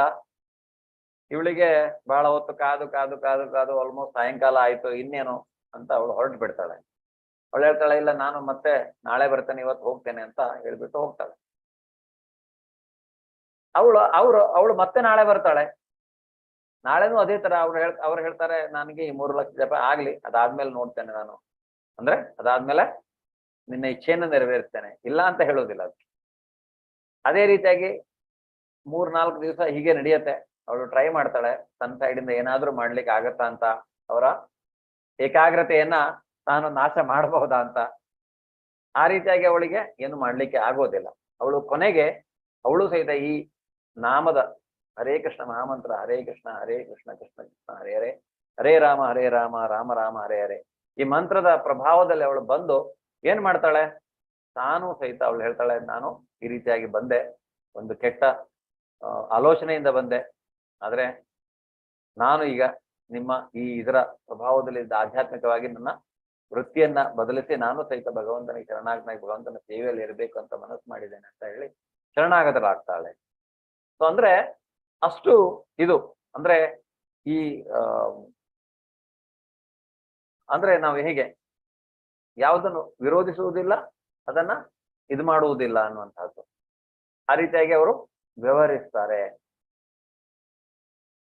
ಯೋಗಯುಕ್ತೋ ವಿಶುದ್ಧಾತ್ಮ ವಿಜಿತಾತ್ಮ ಜಿತೇಂದ್ರಿಯ ಭೂತಾತ್ಮ ಕರ್ವನ್ನಪಿ ನ ಲಿಪ್ಯತೆ. ಯಾರು ಭಕ್ತಿಯಿಂದ ಕರ್ಮವನ್ನು ಮಾಡುವನೋ, ಶುದ್ಧ ಆತ್ಮನೋ ಮತ್ತು ಮನಸ್ಸನ್ನು ಇಂದ್ರಿಯಗಳನ್ನು ನಿಯಂತ್ರಿಸುವನೋ, ಅವನು ಎಲ್ರಿಗೂ ಪ್ರಿಯನಾದವನು ಮತ್ತು ಅವನಿಗೆ ಎಲ್ಲರೂ ಪ್ರಿಯರಾದವರು. ಅವನು ಕರ್ಮವನ್ನು ಮಾಡುತ್ತಿದ್ದರೂ ಅವುಗಳಲ್ಲಿ ಸಿಲುಕಿಕೊಳ್ಳುವುದಿಲ್ಲ. ಇದು ಮುಖ್ಯವಾದದ್ದು. ಶುದ್ಧ ಆತ್ಮನೋ ಅಲ್ವಾ, ಭಕ್ತಿಯಿಂದ ಕೆಲಸ ಮಾಡುವಂತಹವನು, ಅಕರ್ಮ ನಾವೇನ್ ಹೇಳ್ತಾ ಇದ್ದೇವೆ, ಆ ರೀತಿಯಾಗಿ ಭಕ್ತಿಯಿಂದ ಯಾವುದೇ ಫಲದ ಅಪೇಕ್ಷೆ ಇಲ್ಲದೆ ಭಗವಂತನ ಕುರಿತಾಗಿ ಮಾಡುವಂತಹ ಅವನ ಸೇವೆ ಅಂತ ನಾವು ತಿಳ್ಕೊಂಡು ಯಾವುದೇ ಕೆಲಸವನ್ನ ಮಾಡುವಂತಹದ್ದು. ಆವಾಗ ಏನಾಗುತ್ತೆ, ನಮ್ಮ ಇಂದ್ರಿಯವೂ ಕಂಟ್ರೋಲ್ ಇರುತ್ತೆ, ನಮ್ಮಿಂದ ಯಾವುದೇ ರೀತಿಯಾದಂತಹ ವಿಕರ್ಮಗಳು ಆಗುವುದಿಲ್ಲ. ಅಷ್ಟೇ ಅಲ್ಲ, ಅದರ ಜೊತೆಗೆ ಏನಾಗುತ್ತೆ, ಎಲ್ಲರಿಗೂ ಪ್ರಿಯನಾದವನು ಅವನು ಆಗ್ತಾನೆ ಮತ್ತು ಅವನಿಗೆ ಎಲ್ಲರೂ ಪ್ರಿಯರಾಗ್ತಾರೆ. ಅಷ್ಟೇ ಅಲ್ಲ, ಅವನು ಭಗವಂತನಿಗೆ, ಮುಖ್ಯವಾಗಿ ಅವನು ಭಗವಂತನಿಗೆ ಪ್ರಿಯನಾಗ್ತಾನೆ, ಭಗವಂತ ಅವನಿಗೆ ಪ್ರಿಯನಾಗ್ತಾನೆ, ಅವನು ಭಗವಂತನಿಗೆ ಪ್ರಿಯನಾಗ್ತಾನೆ. ಆ ರೀತಿಯಾಗಿ ಅವನು ಕರ್ಮವನ್ನ ಮಾಡುತ್ತಿದ್ದರೂ ಅವುಗಳಲ್ಲಿ ಸಿಲುಕಿಕೊಳ್ಳುವುದಿಲ್ಲ ಅವನಿಗೆ, ಯಾಕೆಂದ್ರೆ ಆಸಕ್ತಿ ಇಲ್ಲ. ನಿಮಗೆ 15ನೇ ಅಧ್ಯಾಯದಲ್ಲಿ ಹೇಳ್ತಾನೆ ಪುರುಷೋತ್ತಮ ಯೋಗದಲ್ಲಿ, ನಾವು ಹೇಗೆ ಈ ಒಂದು ಅನಾಸಕ್ತಿ ಅನ್ನುವುದು ನಮಗೆ ಎಷ್ಟು ಅವಶ್ಯಕತೆ ಇದೆ ಅಂತ ಹೇಳ್ತಾನೆ. ಅನಾಸಕ್ತಿ ಅಂದ್ರೆ, ಅನಾಸಕ್ತಿ ಎಂಬ ಶಸ್ತ್ರದಿಂದ ನಾವು ಐಹಿಕ ಬಹುಬಂಧನದ ವಿಶಾಲವಾದ ವೃಕ್ಷವನ್ನ ಕಡಿದು ನಾವು ಭಗವಂತನ ಲೋಕಕ್ಕೆ ಬರಬೇಕು ಅನ್ನೋದನ್ನ ಅವನು ಹೇಳ್ತಾನೆ ಪುರುಷೋತ್ತಮ ಯೋಗ 15ನೇ ಅಧ್ಯಾಯದಲ್ಲಿ. ಸೊ ಆ ರೀತಿಯಾಗಿ ಇಲ್ಲಿ ಅಂದ್ರೆ ಯಾವುದೇ ರೀತಿಯಲ್ಲಿ ಅವನಿಗೆ ಐಹಿಕ ಚಟುವಟಿಕೆಗಳ ಮೇಲೆ ಆಸಕ್ತಿ ಇರಬಾರ್ದು. ಆದ್ರೆ ಕೆಲವೊಂದನ್ನ ನಾವು ಕರ್ತವ್ಯ ಅಂತ ಮಾಡ್ಲೇಬೇಕಾಗತ್ತೆ. ಭಗವಂತ ನನಗೆ ಈ ರೀತಿಯಾಗಿ ಒಂದು ಕೊಟ್ಟಿದ್ದಾನೆ ಜೀವನವನ್ನ, ಅಲ್ಲಿ ನನ್ನ ಕರ್ತವ್ಯಗಳಿದೆ, ನಾನು ಅದನ್ನ ಪಾಲಿಸಲೇಬೇಕು. ಅದು ಹೇಳ್ತಾರೆ ನಿಮ್ ಕೆಲವರೆಲ್ಲ ಹಿರಿಯರೆಲ್ಲ ಕೇಳ್ಬೋದು, ನಾನು ನನ್ನ ಕರ್ತವ್ಯವನ್ನ ಮಾಡಿದ್ದೇನೆ, ನನಗೆ ಆ ಸಮಾಧಾನ ಇದೆ ಅಂತ ಕೆಲವರು ಹೇಳ್ತಾರೆ. ಆದ್ರೆ ನೀವು ಅಂದ್ರೆ ನಾವು ಅದನ್ನ ಆಲೋಚನೆ ಮಾಡಬಹುದು. ಅಂದ್ರೆ ನಾವು ಚಿಕ್ಕವರಿರುವಾಗ ದೊಡ್ಡವರು ಹೇಳಿದ್ದು ನಮ್ಗಂತ ಏನಂತ ಅಷ್ಟು ಪವರ್ಫುಲ್ ಆಗಿ ಅದು ಆಗ್ತಾ ಇಲ್ಲ. ಅಂದ್ರೆ ನಾವು ಅಟ್ಲೀಸ್ಟ್ ಈಗ್ಲಾದ್ರೂ ನಮ್ಮ ಮಕ್ಕಳಿಗೆ ಅಟ್ಲೀಸ್ಟ್ ನಾನು ಹೇಳ್ಬೋದು, ಇಲ್ಲ ನೋಡು ನೀನ್ ಹೀಗ್ ಮಾಡ್ತಾ ಇದೆಯಾ, ಅವರಿಗೂ ಭಗವದ್ಗೀತೆಯ ಕ್ಲಾಸ್ಗಳನ್ನ ಕಳಿಸಿ ಅರ್ಥ ಮಾಡ್ಕೊಂಡು, ನೋಡಿ ನೀನು ಏನ್ ಮಾಡ್ತಾ ಇದೀಯಾ, ಈಗ ನೀನು ಅಷ್ಟು ಕ್ಲಾಸಲ್ಲಿ ಕೇಳಿದ್ಯಲ್ವಾ ಭಗವದ್ಗೀತೆಯಲ್ಲಿ ಭಗವಂತ ಏನ್ ಹೇಳಿದ ಅಲ್ಲ, ನೀನ್ ಅಕರ್ಮ ಮಾಡ್ತಾ ಇದೀಯಾ, ವಿಕರ್ಮ ಮಾಡ್ತಾ ಇದೀಯಾ, ಅಥವಾ ನೀನ್ ಕರ್ಮ ಮಾಡ್ತಾ ಇದೀಯಾ, ಯಾವ್ದು ಮಾಡ್ತಾ ಇದೀಯಾ ಅನ್ನುವಂಥದ್ದು. ಅಂದ್ರೆ ಅವರು ಚಿಕ್ಕ ವಯಸ್ಸಿನಿಂದ ಅದನ್ನ ಬೆಳೆಸ್ಕೊಂಡು ಬಂದ್ರೆ ಏನಾಗುತ್ತೆ, ಖಂಡಿತವಾಗಿ ಅವರು ಭಗವಂತನ ಪ್ರಜ್ಞೆಯಲ್ಲಿರ್ತಾರೆ ಒಂದು, ಇನ್ನೊಂದು ಅವರು ಸಹಿತ ಜನ್ಮ ಮೃತ್ಯು ಜರಾವ್ಯಾಧಿಯಿಂದ ಹೊರಗೆ ಬರ್ತಾರೆ. ಅದಷ್ಟೇ ಅಲ್ಲ, ಇಲ್ಲಿ ಭಗವಂತ ಹೇಳಿದಾಗೆ ಅವರು ಎಲ್ರಿಗೂ ಪ್ರೇಯರ್ ಆಗ್ತಾರೆ, ಮತ್ತೆ ಅವರಿಗೆ ಎಲ್ರು ಪ್ರೇಯರ್ ಆಗ್ತಾರೆ. ಬ್ರಾಹ್ಮಣ್ಯಾಧಾಯ ಕರ್ಮಾಣಿ ಸಂಗಂ ತ್ಯಕ್ವಾ ಕರೋತಿ ಯಃ ಲಿಪ್ಯತೇನ ಸ ಪಾಪೇನ ಪದ್ಮಪತ್ರ ಮೀಮಾಂಬಸ. ಫಲಗಳನ್ನು ಭಗವಂತನಿಗೆ ಅರ್ಪಿಸಿ ಯಾರು ನಿರ್ಲಿಪ್ತನಾಗಿ ಕರ್ತವ್ಯಗಳನ್ನು ಮಾಡುವನೋ ಆತನಿಗೆ ತಾವರೆ ಎಲೆಗೆ ಹೇಗೆ ನೀರಿನ ಲೇಪವಿಲ್ಲವೋ ಹಾಗೆ ಪಾಪದ ಲೇಪವಿಲ್ಲ. ನಿಮ್ಗೆ ಗೊತ್ತಲ್ವಾ ಇದು ಕಮಲದ ಎಲೆ ಅಲ್ವಾ? ಎಷ್ಟೋ ಉದಾಹರಣೆಯನ್ನು ನಾವು ಇದನ್ನ ತೆಗೆದುಕೊಳ್ತೇವೆ ಜೀವನದಲ್ಲಿ. ಏನು ಕಮಲದ ಎಲೆ ತರ ಇರಬೇಕು, ಕಮಲದ ಎಲೆ ತರ ಇರಬೇಕು ಅಂತ ಇಲ್ಲಿ ಭಗವಂತನೇ ಹೇಳಿದ್ದಾನೆ ಭಗವದ್ಗೀತೆಯಲ್ಲಿ. ಎಲ್ಲಿಂದ ಬಂದಿದೆ ಇದೆಲ್ಲ ಅಂದ್ರೆ ನೋಡಿ, ಅದರ ಮೂಲ ಭಗವದ್ಗೀತೆ ಆಗಿರತ್ತೆ. ಏನ್ ಹೇಳಿದಾನೆ ಅವನು ಇಲ್ಲಿ ಅಂದ್ರೆ ಈ ರೀತಿಯಾಗಿ ಇರ್ಬೇಕು ಅನ್ನುವಂಥದ್ದು. ಅದು ನೀರಲ್ಲಿ ಇದ್ದರೂ ಸಹಿತ ನೀರಿಗೆ ಅದು ಅಂಟ್ಕೊಳ್ಳೋದಿಲ್ಲ, ಅಥವಾ ಅದಕ್ಕೆ ನೀರು ಅಂಟ್ಕೊಳ್ಳೋದಿಲ್ಲ. ಫಲಗಳನ್ನು ಭಗವಂತನಿಗೆ ಅರ್ಪಿಸಿ ಯಾರು ನಿರ್ಲಿಪ್ತತೆ ಅನ್ನುವಂಥದ್ದು ಬೇಕು. ಕರ್ತವ್ಯಗಳನ್ನು ಮಾಡ್ತಾನೆ, ಅವನು ತಾವರೆ ಎಲೆಗೆ ಹೇಗೆ ನೀರಿನ ಲೇಪವಿಲ್ಲೋ ಹಾಗೆ ಅವನಿಗೆ ಪಾಪ ಅಂಟಿಕೊಳ್ಳುವುದಿಲ್ಲ. ಕರ್ಮ ಫಲಗಳನ್ನ ನಾವು ಅಪೇಕ್ಷಿಸದೆ ಈ ರೀತಿಯಾಗಿದ್ರೆ ನಮ್ಗೆ ಯಾವುದೇ ಕರ್ಮ ಫಲಗಳು ನಮ್ಗೆ ಅಂಟಿಕೊಳ್ಳುವುದಿಲ್ಲ. ಅದು ಕರ್ಮ ಫಲಗಳು ಒಳ್ಳೇದೇ ಇರ್ಲಿ ಕೆಟ್ಟದೇ ಇರ್ಲಿ, ಯಾಕೆಂದ್ರೆ ನಮ್ಗೆ ಒಳ್ಳೆ ಕರ್ಮಗಳನ್ನ ಮಾಡಿದರೆ ನಾವು ಸ್ವರ್ಗಕ್ಕೆ ಹೋಗಿ ಇನ್ನೊಂದಿಷ್ಟು ಸುಖ ಅನುಭವಿಸ್ಬೋದು, ನಮ್ಗೆ ಅದು ಬೇಕಿಲ್ಲ. ಅಥವಾ ನಾವು ಕೆಟ್ಟ ಕರ್ಮಗಳನ್ನ ಮಾಡಿದರೆ ನರಕ ಲೋಕಗಳಿಗೆ ಹೋಗ್ಬೋದು, ಪ್ರಾಣಿ ಲೋಕಗಳಿಗೆ ಹೋಗಿ ಜನ್ಮದ ಆಳ್ಬಹುದು, ನರಕಕ್ಕೆ ಹೋಗಿ ಶಿಕ್ಷೆನೂ ಅನುಭವಿಸ್ಬೋದು. ಅದೂ ಬೇಕಿಲ್ಲ ನಮ್ಗೆ. ನಮಗೆ ಈ ಕಡೆ ಸ್ವರ್ಗವೂ ಬೇಡ, ಈ ಕಡೆ ನರಕವೂ ಬೇಡ, ಯಾವುದೇ ಸುಖವೂ ಬೇಡ, ಶಿಕ್ಷೆಯೂ ಬೇಡ. ನಮ್ಗೆ ಬೇಕಾಗಿದ್ದೇನು ಭಗವಂತನ ಸೇವೆ, ಅಂತಹ ಒಂದು ಅವಕಾಶ. ಅದಕ್ಕಾಗಿ ನಾವು ಎಲ್ಲಿಗೆ ಹೋಗ್ಬೇಕು? ಭಗವದ್ಧಾಮಕ್ಕೆ ಹೋಗ್ಬೇಕು. ಭಗವದ್ಧಾಮಕ್ಕೆ ಹೋಗ್ಬೇಕು, ಅಷ್ಟು ಈಸಿಯಾಗಿ ಹೋಗ್ಲಿಕ್ಕೆ ಆಗೋದಿಲ್ಲ. ಅಲ್ಲಿ ಹೋಗ್ಬೇಕಂದ್ರೆ ನಮ್ಮ ಪಾಪ ಶೂನ್ಯವಾಗಿರಬೇಕು. ಪಾಪ ಶೂನ್ಯ ಮಾಡ್ಕೊಳ್ಳೋದಕ್ಕೆ ಹಲವಾರು ದಾರಿಯನ್ನ ಭಗವಂತ ನಮ್ಗೆ ಕೊಟ್ಟಿದ್ದಾನೆ, ಅದನ್ನ ನಾವು ಮಾಡ್ಕೊಳ್ಬೇಕು. ಇಲ್ಲಿ ಪ್ರಭುಪಾದರು ನಿರ್ಲಿಪ್ತತೆ ಹೇಗೆ ಅನ್ನೋದು, ಹೀಗೆ ಅಂತಹ ಲೋಕದಲ್ಲಿ ಹೋಗಿ ಅಮೆರಿಕಕ್ಕೆಲ್ಲ ಹೋದ್ರೆ ಸಾಧಾರಣದವರು ಮಾಯೆಯ ಪ್ರಭಾವ ಅಷ್ಟು ಇದೆ, ಅಲ್ಲಿ ಮಾಯಾವಾದಿಗಳಾಗಿ ಏನೆಲ್ಲ ಆಗ್ಬೋದು. ಅಂತಹ ಲೋಕಕ್ಕೆ ಅಲ್ಲಿ ಹೋದ್ರು ಸಹಿತ ಅವರು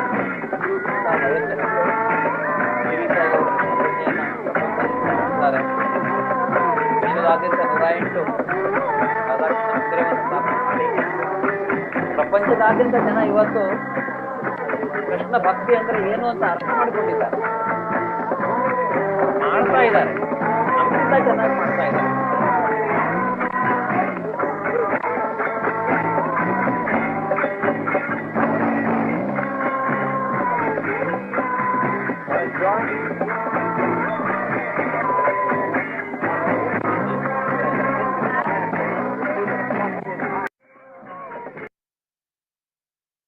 ವಿದ್ಯಾ ವಿನಯ ಸಂಪನ್ನೆ ಬ್ರಾಹ್ಮಣೆ ಗವಿಹಸ್ತಿನಿ ಶುನಿ ಚೈವ ಶಪಾಕೆ ಚ ಪಂಡಿತ ಸಮದರ್ಶಿನಃ. ನಮ್ರರಾದ ಜ್ಞಾನಿಗಳು ನಿಜವಾದ ಜ್ಞಾನವನ್ನು ಪಡೆದವರಾದುದರಿಂದ ವಿದ್ಯಾವಿನಯ ಸಂಪನ್ನನಾದ ಬ್ರಾಹ್ಮಣನನ್ನು, ಹಸುವನ್ನು, ಆನೆಯನ್ನು, ನಾಯಿಯನ್ನು, ನಾಯಿ ಮಾಂಸವನ್ನು ತಿನ್ನುವವನ್ನು ಒಂದೇ ರೀತಿಯಾಗಿ ಕಾಣುತ್ತಾರೆ. ಯಾರು ಜ್ಞಾನವನ್ನು ಹೊಂದಿರ್ತಾರೆ, ನಮ್ರರಾಗಿರ್ತಾರೆ, ವಿದ್ಯಾವಿನಯ ಸಂಪನ್ನೆ ಅಂದ್ರೆ ಜ್ಞಾನಿಗಳು, ಅರ್ಥ ಮಾಡಿಕೊಂಡಿರೋರು, ವಿದ್ಯೆಯನ್ನ ಹೊಂದಿರುವಂಥವರು ಅಲ್ವಾ, ಅಂಥವರು ಬ್ರಾಹ್ಮಣೇ ಗವಿಹಸ್ತಿನಿ, ಬ್ರಾಹ್ಮಣನನ್ನು ಮತ್ತೆ ಹಸುವನ್ನು, ಆನೆಯನ್ನು, ನಾಯಿಯನ್ನು, ನಾಯಿ ಮಾಂಸವನ್ನ ತಿನ್ನುವವನು ಅಂದ್ರೆ ಅಂತ್ಯಜನು ಅಂತ ಕರೀತಾರೆ. ಎಲ್ಲರನ್ನೂ ಒಂದೇ ರೀತಿಯಾಗಿ ಕಾಣ್ತಾರೆ. ಯಾಕೆಂದ್ರೆ ಪ್ರತಿಯೊಂದರಲ್ಲಿ ಅವರು ಏನನ್ನು ನೋಡ್ತಾರೆ?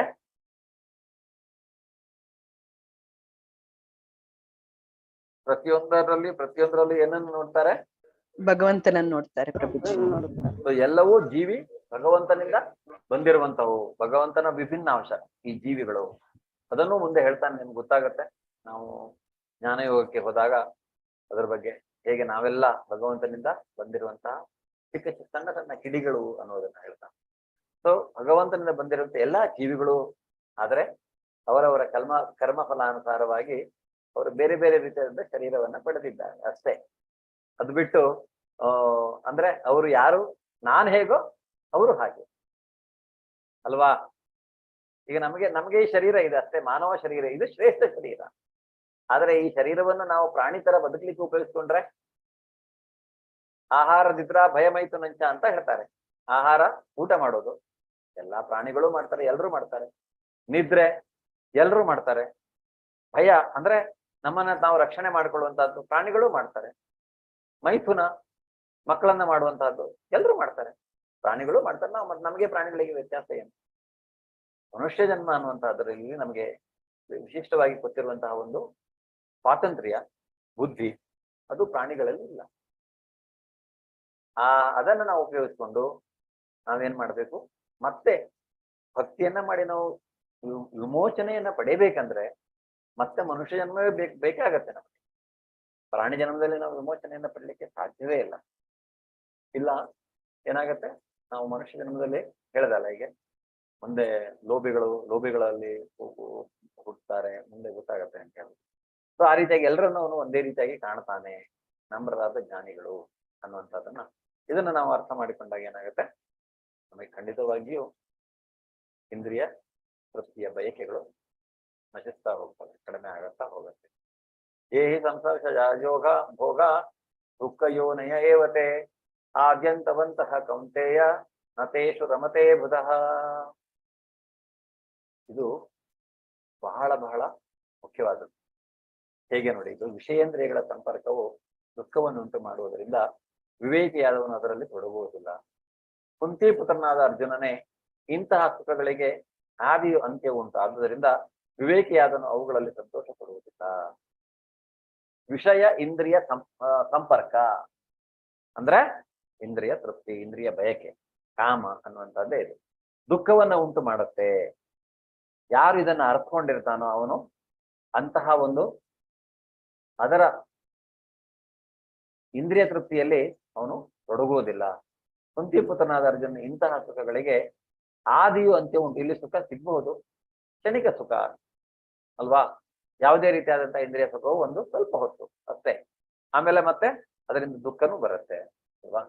ಅದರಿಂದ ಇಂತಹ ಅದು ಆದಿ ಅಂತ್ಯ ಇರೋದರಿಂದ ಅದು ಹಿಂಗೆ ನಡೀತಾನೆ ಇರುತ್ತೆ. ಈಗ ಬಂಧನದಲ್ಲಿ ನಾವು ಇರೋ ತನಕ ಅದರಿಂದ ತಿಳಿದವನು ಸಂತೋಷ ಪಡುವುದಿಲ್ಲ. ಈ ಚಿತ್ರದಲ್ಲಿ ನಿಮ್ಗೆ ಏನ್ ಕಾಣ್ತಾ ಇದೆ?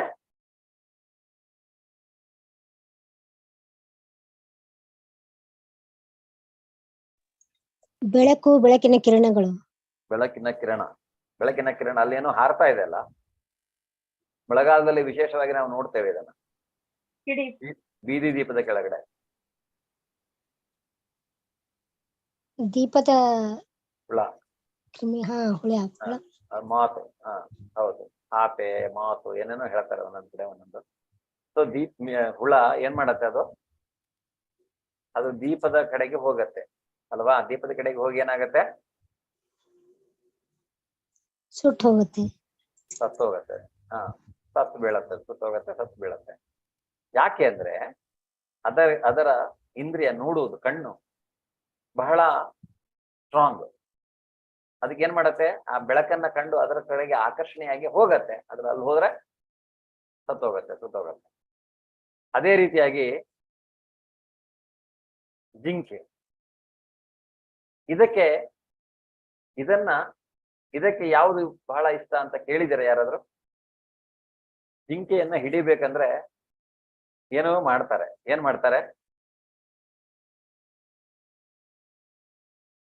ಸರಿಯಾದ ರೀತಿಯ ಜಿಂಕೆಗೆ ಒಂದು ಸಂಗೀತ ಕೊಳಲು ಧ್ವನಿ, ಸಂಗೀತ ಬಹಳ ಇಷ್ಟ ಜಿಂಕೆಗೆ. ಸೊ ಅದಕ್ಕೆ ಏನ್ ಮಾಡ್ತಾರೆ, ಮ್ಯೂಸಿಕ್. ಅದಕ್ಕೆ ಕಿವಿ ಬಹಳ ಸ್ಟ್ರಾಂಗ್. ಸೊ ಅದನ್ನ ಕೇಳಿದ ತಕ್ಷಣ ಅದು ಅದರ ಹಿಂದೆ ಹೋಗುತ್ತೆ. ಆಗ ಅದನ್ನ ಜಿಂಕೆಯನ್ನ ಆರಾಮಾಗಿ ನಾವು ಹಿಡಿಬಹುದು. ಸೊ ಜಿಂಕೆ ತನ್ನ ಕಿವಿಯಿಂದ ತನ್ನನ್ನು ತಾನು ಸಿಕ್ಕಿ ಹಾಕಿಕೊಳ್ಳುತ್ತೆ. ಆತೆ ಅಥವಾ ಈ ಹುಳ ತನ್ನ ಕಣ್ಣಿನಿಂದ ಅದು ತನ್ನನ್ನು ತಾನು ಸಿಕ್ಕಿ ಹಾಕಿಕೊಳ್ಳುತ್ತೆ. ಆಮೇಲೆ ದುಂಬಿ ಅಥವಾ ಜೇನ್ನೊಣ ಏನ್ ಮಾಡತ್ತೆ, ಅದು ಹೂವಿನ ಮೇಲೆ ಹೋಗಿ ಕೂತ್ಕೊಳ್ಳುತ್ತೆ. ಉದಾಹರಣೆಗೆ ಕಮಲದ ಹೂವು ಸಾಯಂಕಾಲದ ಸಮಯದಲ್ಲಿ ಸೂರ್ಯಾಸ್ತದ ನಂತರ ಅದು ಮುದುಡುತ್ತೆ.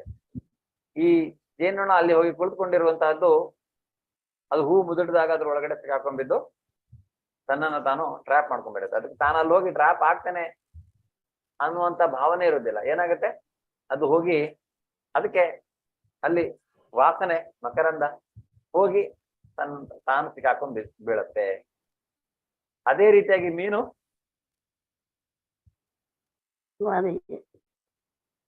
ಏನ್ ಮಾಡತ್ತೆ?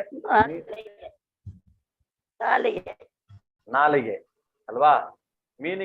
ಮೀನು ನಾಲಿಗೆಗೆ, ಅದರಿಂದ ನಾವು ಅದೇನಾಗುತ್ತೆ, ನಾವು ಏನ್ ಮಾಡ್ತೇವೆ, ಹುಕ್ ಹಾಕಿ ಅದಕ್ಕೆ ಅಲ್ಲೊಂದು ಆಹಾರ ಸಿಕ್ಕಿ ಫಿಶಿಂಗ್ ಮಾಡ್ತೇವೆ ಅಂತ ಹೋಗಿ ನೀರಿಗೆ ಹಾಕಿ ಆ ಮೀನೇನ್ ಮಾಡತ್ತೆ, ಪಾಪ ಆಹಾರ ತಿನ್ನಕ್ಕೆ ಅಂತ ಬರುತ್ತೆ, ಆದ್ರೆ ಏನಾಗತ್ತೆ, ಸಿಕ್ಕಾಕೊಂಡ್ ಬಿಟ್ಬಿಡತ್ತೆ.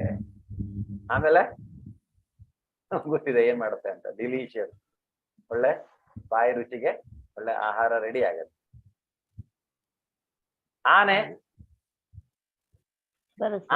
ಆನೆಗೆ ಸ್ಪರ್ಶೇಂದ್ರಿಯ, ಚರ್ಮ. ಅದಕ್ಕೆ ಹೆಣ್ಣಾನೆ ಅಂದ್ರೆ, ಹೆಣ್ಣಾನೆ ನೋಡಿ, ಆನೆ ಯಾವಾಗಲೂ ಗಂಡಾನೆಯನ್ನ ಹಿಡಿಬೇಕಂದ್ರೆ ಹೆಣ್ಣಾನೆಯನ್ನ ಮುಂದೆ ತೆಗೆದುಕೊಂಡು ಹೋಗ್ತಾರೆ ಅಲ್ವಾ? ಈ ಆನೆ ಹೆಣ್ಣಾನೆಯನ್ನ ಮುಟ್ಬೇಕು ಅಂತ ಹಿಂದೆ ಹಿಂದೆ ಹಿಂದೆ ಹೋಗತ್ತೆ. ಆದ್ರೆ ಹೋಗುವಾಗ ಮಾರ್ಗ ಮಧ್ಯದಲ್ಲಿ ದೊಡ್ಡ ಕಂದಕವನ್ನ ತೋಡಿ ಅದ್ರ ಒಳಗಡೆ ಅದನ್ನ ಬೀಳಿಸ್ತಾರೆ. ಆನೆ ಹಿಡಿಬೇಕಿಲ್ಲ ಅಂದ್ರೆ ಬಹಳ ಕಷ್ಟ ಅದನ್ನ ಹಿಡಿಯೋದು. ಹಾಗೆ ಅಲ್ವಾ, ಅವರು ಹಿಡಿತಾರೆ ಆನೆ, ಆಮೇಲೆ ಹಿಡಿದು ಅದನ್ನ ಪಳಗಿಸ್ತಾರೆ ಆ ರೀತಿಯಾಗಿ. ಸೊ ಆನೆಗೆ ಸ್ಪರ್ಶೇಂದ್ರಿಯ, ಒಂದೊಂದು ಇಲ್ಲಿ ನೋಡಿರುವಂತಹ ಒಂದೊಂದಕ್ಕೂ ಒಂದೊಂದು ಇಂದ್ರಿಯ ಸ್ಟ್ರಾಂಗ್ ಆಗಿರೋದ್ರಿಂದ ಆ ಇಂದ್ರಿಯ ತೃಪ್ತಿಯ ಬಯಕೆ ಅವರನ್ನ ಇಲ್ಲಿ ಕಂಟಕಕ್ಕೆ ಈಡು ಮಾಡತ್ತೆ. ನಮ್ಮ ಕತೆ, ನಮಗೆ ಎಷ್ಟು ಇಂದ್ರಿಯ ಇದೆ? ಎಲ್ಲವೂ ಸ್ಟ್ರಾಂಗ್ ಅಲ್ವಾ? ನಮ್ಮ ಪಂಚೇಂದ್ರಿಯಗಳು ಯಾವುವು? ಕಣ್ಣು, ಕಿವಿ, ಮೂಗು, ನಾಲಿಗೆ, ಚರ್ಮ, ಬಾಯಿ, ಅದೇ ನಾಲಿಗೆ, ಚರ್ಮ. ಈ ಪಂಚೇಂದ್ರಿಯಗಳು ಎಲ್ಲಕ್ಕೂ ತೃಪ್ತಿ ಬೇಕು. ಕಣ್ಣಿಗೂ ತೃಪ್ತಿ ಬೇಕು, ನಾಲಿಗೆಗೂ ತೃಪ್ತಿ ಬೇಕು, ಮೂಗಿಗೂ ತೃಪ್ತಿ ಬೇಕು, ಕೆಳಗೆ ಸ್ಪರ್ಶೇಂದ್ರಿಯಕ್ಕೂ ತೃಪ್ತಿ ಬೇಕು. ಸೊ ಹಾಗಿರುವಾಗ ಏನಾಗ್ಬೇಡ ಅನ್ನುವಂಥದ್ದು. ಅದರಿಂದ ನಾವು ಇಂದ್ರಿಯ ತೃಪ್ತಿಯ ಹಿಂದೆ ಹೋದ್ರೆ ನಾವು 5 ಇಂದ್ರಿಯಗಳ ತೃಪ್ತಿಯ ಹಿಂದೆ ಹೋಗ್ತೇವೆ, ಎಲ್ಲಾ ಕಡೆಗೆ ಹೋಗ್ತೇವೆ. ಕಷ್ಟ. ಈ ಆತ್ಮ ಅನ್ನುವಂತಾಗೆ ತುಂಬಾ ತುಂಬಾ ಕಷ್ಟವನ್ನು ಅನುಭವಿಸುತ್ತೆ. ಅದರಿಂದ ಮನಸ್ಸು ಈ ಇಂದ್ರಿಯಗಳ ತೃಪ್ತಿಯ ಹಿಂದೆ ಓಡತ್ತೆ. ಮನಸ್ಸನ್ನ ನಿಗ್ರಹಿಸಬೇಕು ನಾವು, ಅಂದ್ರೆ ಇಂದ್ರಿಯಗಳನ್ನ ಹಿಡಿತದಲ್ಲಿ ಇಟ್ಕೋಬೇಕು. ಅದ್ರ ಬಗ್ಗೆ ಮುಂದೆ ನೋಡೋಣ ಹೇಗೆ ಆಗತ್ತೆ ಅಂತ. ಭಕ್ತಿ ಯೋಗದಲ್ಲಿ ನಿಮ್ಗೆ ಕಂಪ್ಲೀಟ್ ಆಗಿ ಅರ್ಥ ಆಗತ್ತೆ ಅದ್ರ ಬಗ್ಗೆ. ಭೋಕ್ತಾರಾಮ್ ಯಜ್ಞ ತಪಸಾಂ ಸರ್ವಲೋಕ ಮಹೇಶ್ವರಂ ಸಹೃದಂ ಸರ್ವಭೂತಾನಾಂ ಜ್ಞಾತ್ವಾ ಮಾಂ ಶಾಂತಿ ಮೃಚ್ಛತಿ. ನನ್ನ ವಿಷಯವಾಗಿ ಸಂಪೂರ್ಣ ಪ್ರಜ್ಞೆಯನ್ನು ಇಟ್ಟುಕೊಂಡು ಎಲ್ಲಾ ಯಜ್ಞಗಳ ಮತ್ತು ತಪಸ್ಸುಗಳ ಕಟ್ಟಕಡೆಯ ಭೋಕ್ತ ನಾನೇ, ಎಲ್ಲಾ ಲೋಕಗಳ ಮತ್ತು ದೇವತೆಗಳ ಪರಮಪ್ರಭು ನಾನೇ, ಮತ್ತು ಎಲ್ಲಾ ಜೀವಿಗಳ ಉಪಕಾರಿಯು ಹಿತೈಷಿಯು ನಾನೇ ಎಂದು ಅರಿತ ಮನುಷ್ಯನು ಐಹಿಕ ದುಃಖಗಳ ಯಾತನೆಯಿಂದ ಮುಕ್ತನಾಗಿ ಶಾಂತಿಯನ್ನು ಪಡೆಯುವನು. ಇದು ನಿಜವಾದ ಶಾಂತಿ, ಎಟರ್ನಲ್ ಪೀಸ್. ನಾವು ಏನು ಇದಕ್ಕೆ ಹುಡುಕಾಡ್ತಾ ಇರ್ತೀವಿ ಜೀವನದಲ್ಲಿ. ಭಗವದ್ಗೀತೆಯಲ್ಲಿ ಒಂದು ಶ್ಲೋಕದಲ್ಲಿ ಭಗವಂತ ಹೇಳಿ ಮುಗಿಸ್ಬಿಟ್ಟಿದ್ದಾನೆ. ಶ್ಲೋಕದಲ್ಲಿ ನಾವು ಜೀವನ ಪರ್ಯಂತ ಹುಡುಕ್ತೇವೆ, ಪೀಸ್ ಬೇಕು ನನಗೆ, ಪೀಸ್ ಆಫ್ ಮೈಂಡ್ ಬೇಕು, ನಾನು ಇವತ್ತು ಯಾವುದೋ ಒಂದು ರಿಸಾರ್ಟ್ ಹೋಗ್ತೇನೆ, ಅಲ್ಲಿ ಹೋಗಿ ಶಾಂತವಾಗಿ 4 ದಿನ ಇದ್ದು ಬಂದ್ಬಿಡ್ತೇನೆ. ಆಯ್ತಾ? ಶಾಶ್ವತವಾದ ಶಾಂತಿ ಸಿಗ್ತಾ ಅವನಿಗೆ? ಹೋಗ್ತಾನೆ, ಬರ್ತಾನೆ, ಒಂದ್ಸಲ ಚೇಂಜಸ್ ಅಷ್ಟೇ ಬಿಟ್ರೆ ಮತ್ತೆ ವಾಪಸ್ ಅದೇ ಕೆಲಸ, ಸೈಕಲ್ ಶುರುವಾಗತ್ತೆ. ಇಡೀ ದಿನ ಆಫೀಸಲ್ಲಿ ಕೆಲಸ ಮಾಡ್ತೇನೆ, ಬಾಸ್ ಆಗಿ ಬೈತಾನೆ, ಈಗ ಬೈತಾನೆ, ಏನ್ ಮಾಡೋದು, ರಜಾ ಹಾಕ್ಬೇಡ 4 ದಿವಸ. ಮತ್ತೆ ಬಂದ್ಮೇಲೆ ಮತ್ತೆ ಅದು ಹೋಗತ್ತಾ ಕೆಲಸ.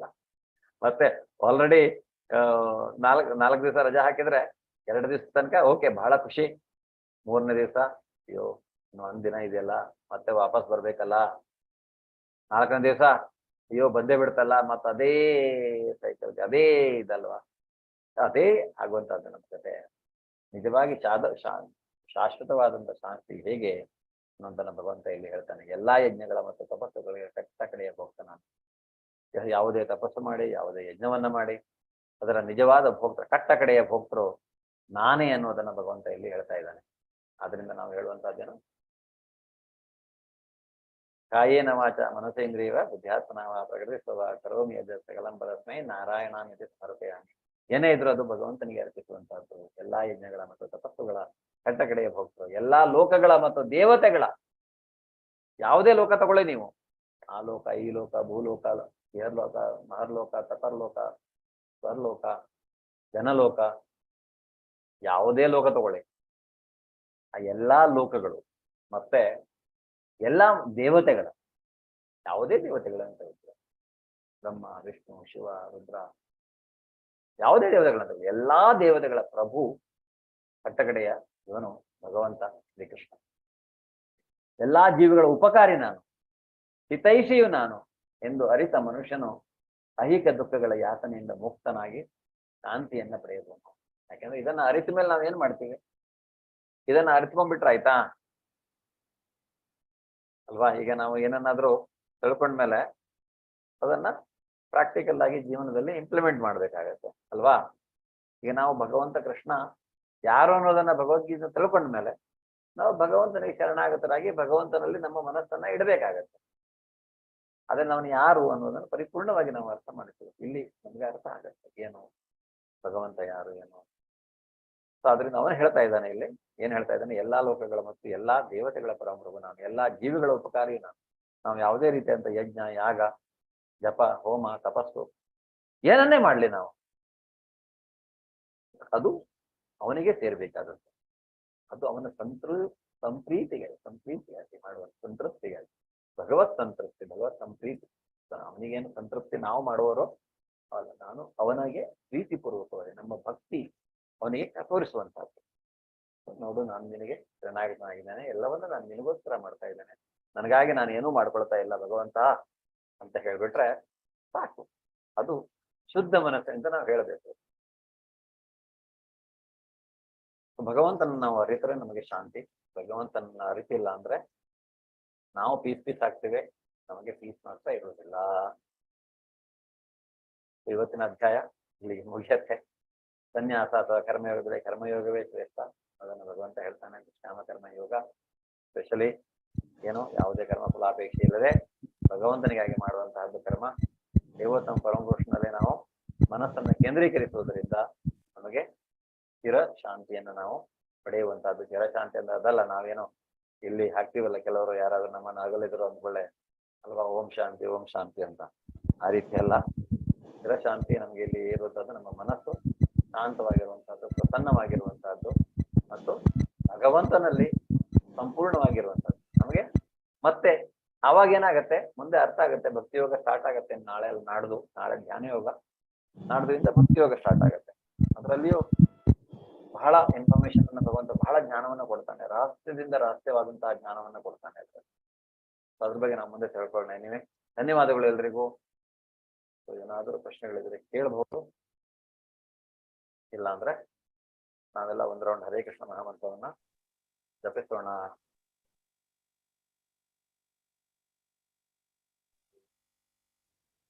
ಏನಾದ್ರೂ ಇದೆಯಾ ಹೇಳಲಿಕ್ಕೆ ಯಾರಿಗಾದ್ರೂ? ಹರೇ ಕೃಷ್ಣ ಪ್ರಭುಜಿ, ಕ್ಲಾಸ್ ಚೆನ್ನಾಗಿ ಹೇಳಿದ್ರು ಪ್ರಭುಜಿ. ಧನ್ಯವಾದಗಳು ಮಾತಾಜಿ. ಹರೇ ಕೃಷ್ಣ ಹರೇ ಕೃಷ್ಣ. ಓಕೆ, ನಾವೆಲ್ಲ ಹೌದು ಸೇರಿ ಗುರುಜಿ, ತುಂಬಾ ಚೆನ್ನಾಗಿ ಹೇಳಿದ್ರಿ. ನಮಸ್ಕಾರ ಪ್ರಭುಜಿ. ನಮಸ್ಕಾರ ಪ್ರಭುಜಿ. ಪ್ರಭುಜಿ, ವಿಷ್ಣು ಈ ಲೋಕ ಮತ್ತೆ ಈ ಮನುಷ್ಯರನ್ನು ಸೃಷ್ಟಿಸಿದ ಕಾರಣ ಏನು? ಅದಕ್ಕೆ ಶ್ರೀಮದ್ ಭಾಗವತಮಲ್ಲಿ ಹೇಳ್ತಾರೆ. ಶ್ರೀಮದ್ ಭಾಗವತಮನ್ನ ನಾವು ಅದ್ರ ಬಗ್ಗೆ ತಿಳ್ಕೊಳ್ಳೋಕೆ ಶುರು ಮಾಡ್ಬೇಕು, ನಿಮ್ಗೆ ಅದರಲ್ಲಿ ಅರ್ಥ ಆಗತ್ತೆ. ಅಂದ್ರೆ ಅವನು ಹಿರಣ್ಯ ಗರ್ಭದ ಅವಸ್ಥೆಯಲ್ಲಿ, ಅಂದ್ರೆ ಅವನ ಹೊಟ್ಟೆಯಿಂದನೇ ಅವನು ಎಲ್ಲ, ಅಂದ್ರೆ ಈ ಬ್ರಹ್ಮನ ರಾತ್ರಿಯಲ್ಲಿ ಯಾವಾಗ ಅವ್ರು ಬರ್ತಾರೆ, ಅಂದ್ರೆ ಅವರವರ ಕರ್ಮಫಲಗಳ ಅನುಸಾರವಾಗಿ ಅವರು ಇಲ್ಲಿ ಬರ್ತಾರೆ. ಅಂದ್ರೆ ಈಗ ಅದು ಯಾವಾಗ ಸ್ಟಾರ್ಟ್ ಆಗಿದೆ, ಈಗ ಮೊದಲು ಭೂಮಿ ಆದಾಗ ಅದರ ಮೇಲೆ, ಅಥವಾ ಈಗ ಲೋಕಗಳಿಗೆ ಮನುಷ್ಯನನ್ನ ಹೇಗೆ ಕಳಿಸಿದ ಹಾಗಲ್ಲ. ಅವನು ಬ್ರಹ್ಮನ ಇಚ್ಛೆ, ಭಗವಂತನ ಇಚ್ಛೆ ಪ್ರಕಾರ ಬ್ರಹ್ಮನ ಸೃಷ್ಟಿಕರ್ತ. ಅದರಲ್ಲಿ ಸೃಷ್ಟಿಯನ್ನ ಮಾಡಿದ್ಮೇಲೆ ಇವನು ಜೀವಾತ್ಮಗಳನ್ನ ಇಡ್ತಾ ಹೋಗ್ತಾನೆ. ಯಾರು? ವಿಷ್ಣು. ನಿಜವಾಗಿ ಅಹಂ ಬೀಜ ಪ್ರಜಾಪಿತ ಭಗವದ್ಗೀತೆಯಲ್ಲೂ ಹೇಳಿದ್ದಾನೆ.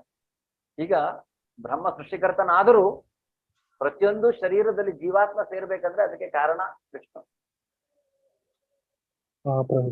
ಓಕೆ, ಅದು ಮುಂದೆ ಬರತ್ತೆ, ನಿಮ್ಗೆ ಅರ್ಥ ಆಗತ್ತೆ. ಇನ್ನು ಭಕ್ತಿಯೋಗದ ಮತ್ತೆ ಜ್ಞಾನಗಳನ್ನ ಅವನು ಕೊಡ್ತಾನಲ್ಲ, ಆಗ ನಮಗೆ ಜ್ಞಾನಯೋಗವೂ ಇದೆ. ಸೊ ನಿಮ್ಗೆ ಅರ್ಥ ಆಗ್ತಾ ಹೋಗುತ್ತೆ ಇನ್ನು ಅಧ್ಯಾಯಗಳಿಂದ. ಧನ್ಯವಾದಗಳು ಪ್ರಭುಜಿ. Thank you. ಹರೇ ಕೃಷ್ಣ. ಅವೆಲ್ಲ ಹರೇ ಕೃಷ್ಣ ಮಹಾಮಂತ್ರವನ್ನು ಜಪಿಸೋಣ ಒಂದು ರೌಂಡ್ ಈಗ. ಹರೇ ಕೃಷ್ಣ. ಜೈ ಶ್ರೀ ಕೃಷ್ಣ ಚೈತನ್ಯ ಪ್ರಭು ನಿತ್ಯಾನಂದ ಶ್ರೀ ಅದ್ವೈತ ಗದಾಧರ ಶ್ರೀವಾಸಾದಿ ಗೌರಭಕ್ತವೃಂದ. ಹರೇ ಕೃಷ್ಣ ಕೃಷ್ಣ ಕೃಷ್ಣ ಹರೇ ಹರೇ ರಾಮ ರಾಮ ರಾಮ ಹರೇ ಹರೇ ಕೃಷ್ಣ ಕೃಷ್ಣ ಕೃಷ್ಣ ಹರೇ ಹರೇ ಹರೇ ರಾಮ ರಾಮ ರಾಮ ಹರೇ ಹರೇ ಕೃಷ್ಣ ಕೃಷ್ಣ ಹರೇ ಹರೇ ರಾಮ ರಾಮ ರಾಮ ಹರೇ ಹರೇ ಹರೇ ಕೃಷ್ಣ ಕೃಷ್ಣ ಹರೇ ಹರೇ ರಾಮ ರಾಮ ಹರೇ ಕೃಷ್ಣ ಹರೇ ಹರೇ ರಾಮ ರಾಮ ಹರೇ ಕೃಷ್ಣ ಕೃಷ್ಣ ಕೃಷ್ಣ ಹರೇ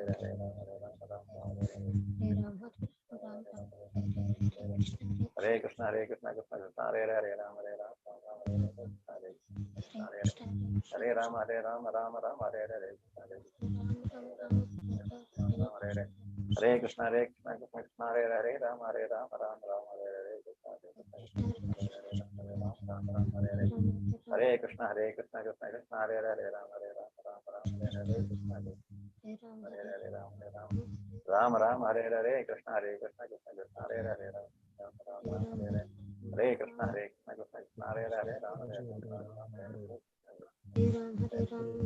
ಹರೇ ರಾಮ ರಾಮ ರಾಮ ಹರೇ ಹರೇ ಹರೇ ಕೃಷ್ಣ ಕೃಷ್ಣ ಹರೇ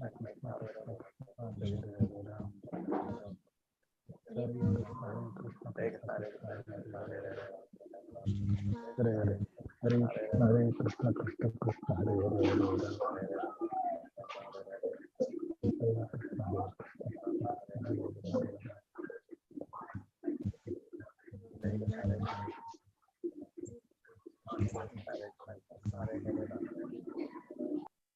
ಹರೇ ಕೃಷ್ಣ ಕೃಷ್ಣ ಕೃಷ್ಣ ಹರೇ ಹರೇ ಹರೇ ಕೃಷ್ಣ ಹರೇ ಹರೇ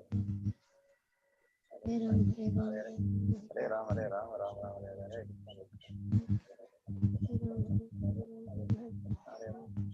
ಹರೇ ರಾಮ ರಾಮ ರಾಮ ಹರೇ ಹರೇ ಹರೇ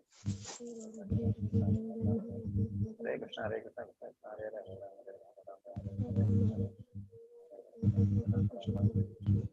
ಹರೇ ಕೃಷ್ಣ ಕೃಷ್ಣ ಹರೇ ಹರೇ ರಾಮ ಹರೇ ರಾಮ ರಾಮ ರಾಮ ಹರೇ ಹರೇ ಹರೇ ಕೃಷ್ಣ ಕೃಷ್ಣ ಕೃಷ್ಣ ಹರೇ ಹರೇ ರಾಮ ರಾಮ ಹರೇ ರಾಮ ರಾಮ ರಾಮ ಹರೇ ಹರೇ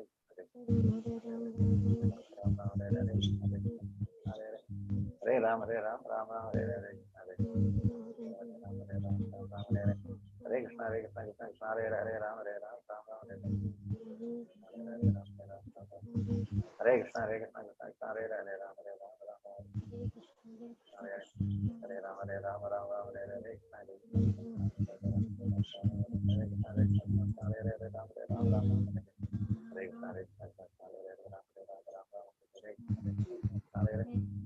ಹರೇ ರಾಮ ರಾಮ ಹರೇ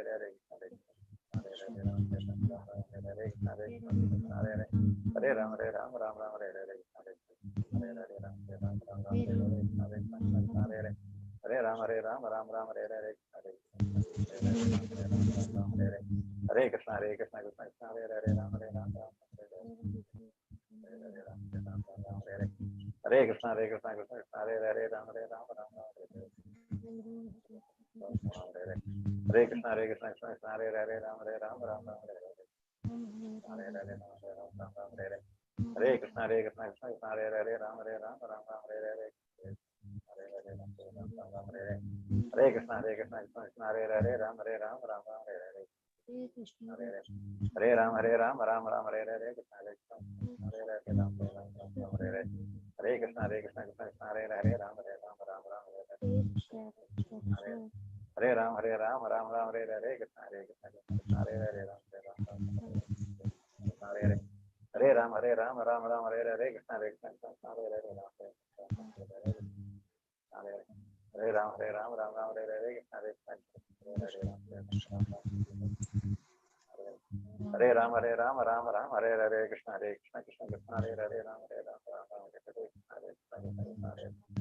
ಹರೇ ರಾಮ ರಾಮ ಹರೇ ಹರೇ ಕೃಷ್ಣ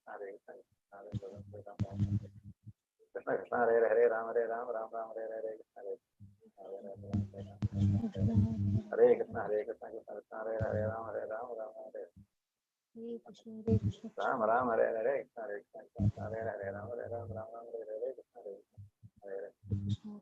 ಹರೇ ಹರೇ ರಾಮ ರಾಮ ಹರೇ ಹರೇ ಕೃಷ್ಣ ಹರೇ ರಾಮ ಹರೇ ಹರೇ ಕೃಷ್ಣ ಹರೇ ರಾಮ ರಾಮ ಹರೇ ಹರೇ ಹರೇ ರಾಮ ರಾಮ ರಾಮ ಹರೇ ಹರೇ ಕೃಷ್ಣ ರಾಮ ರಾಮ ಹರೇ ಹರೇ ಕೃಷ್ಣ ಕೃಷ್ಣ ಹರೇ ಹರೇ ರಾಮ ಹರೇ ರಾಮ ಹರೇ ರಾಮ ರಾಮ ರಾಮ ಹರೇ ಹರೇ ಕೃಷ್ಣ ಹರೇ ರಾಮ ಹರೇ ರಾಮ ರಾಮ ರಾಮ ಹರೇ ಹರೇ ಕೃಷ್ಣ ಕೃಷ್ಣ ಹರೇ ರಾಮ ಹರೇ ಕೃಷ್ಣ ಕೃಷ್ಣ ಕೃಷ್ಣ ಹರೇ ಹರೇ ರಾಮ ರಾಮ ರಾಮ ಹರೇ ಹರೇ ಕೃಷ್ಣ.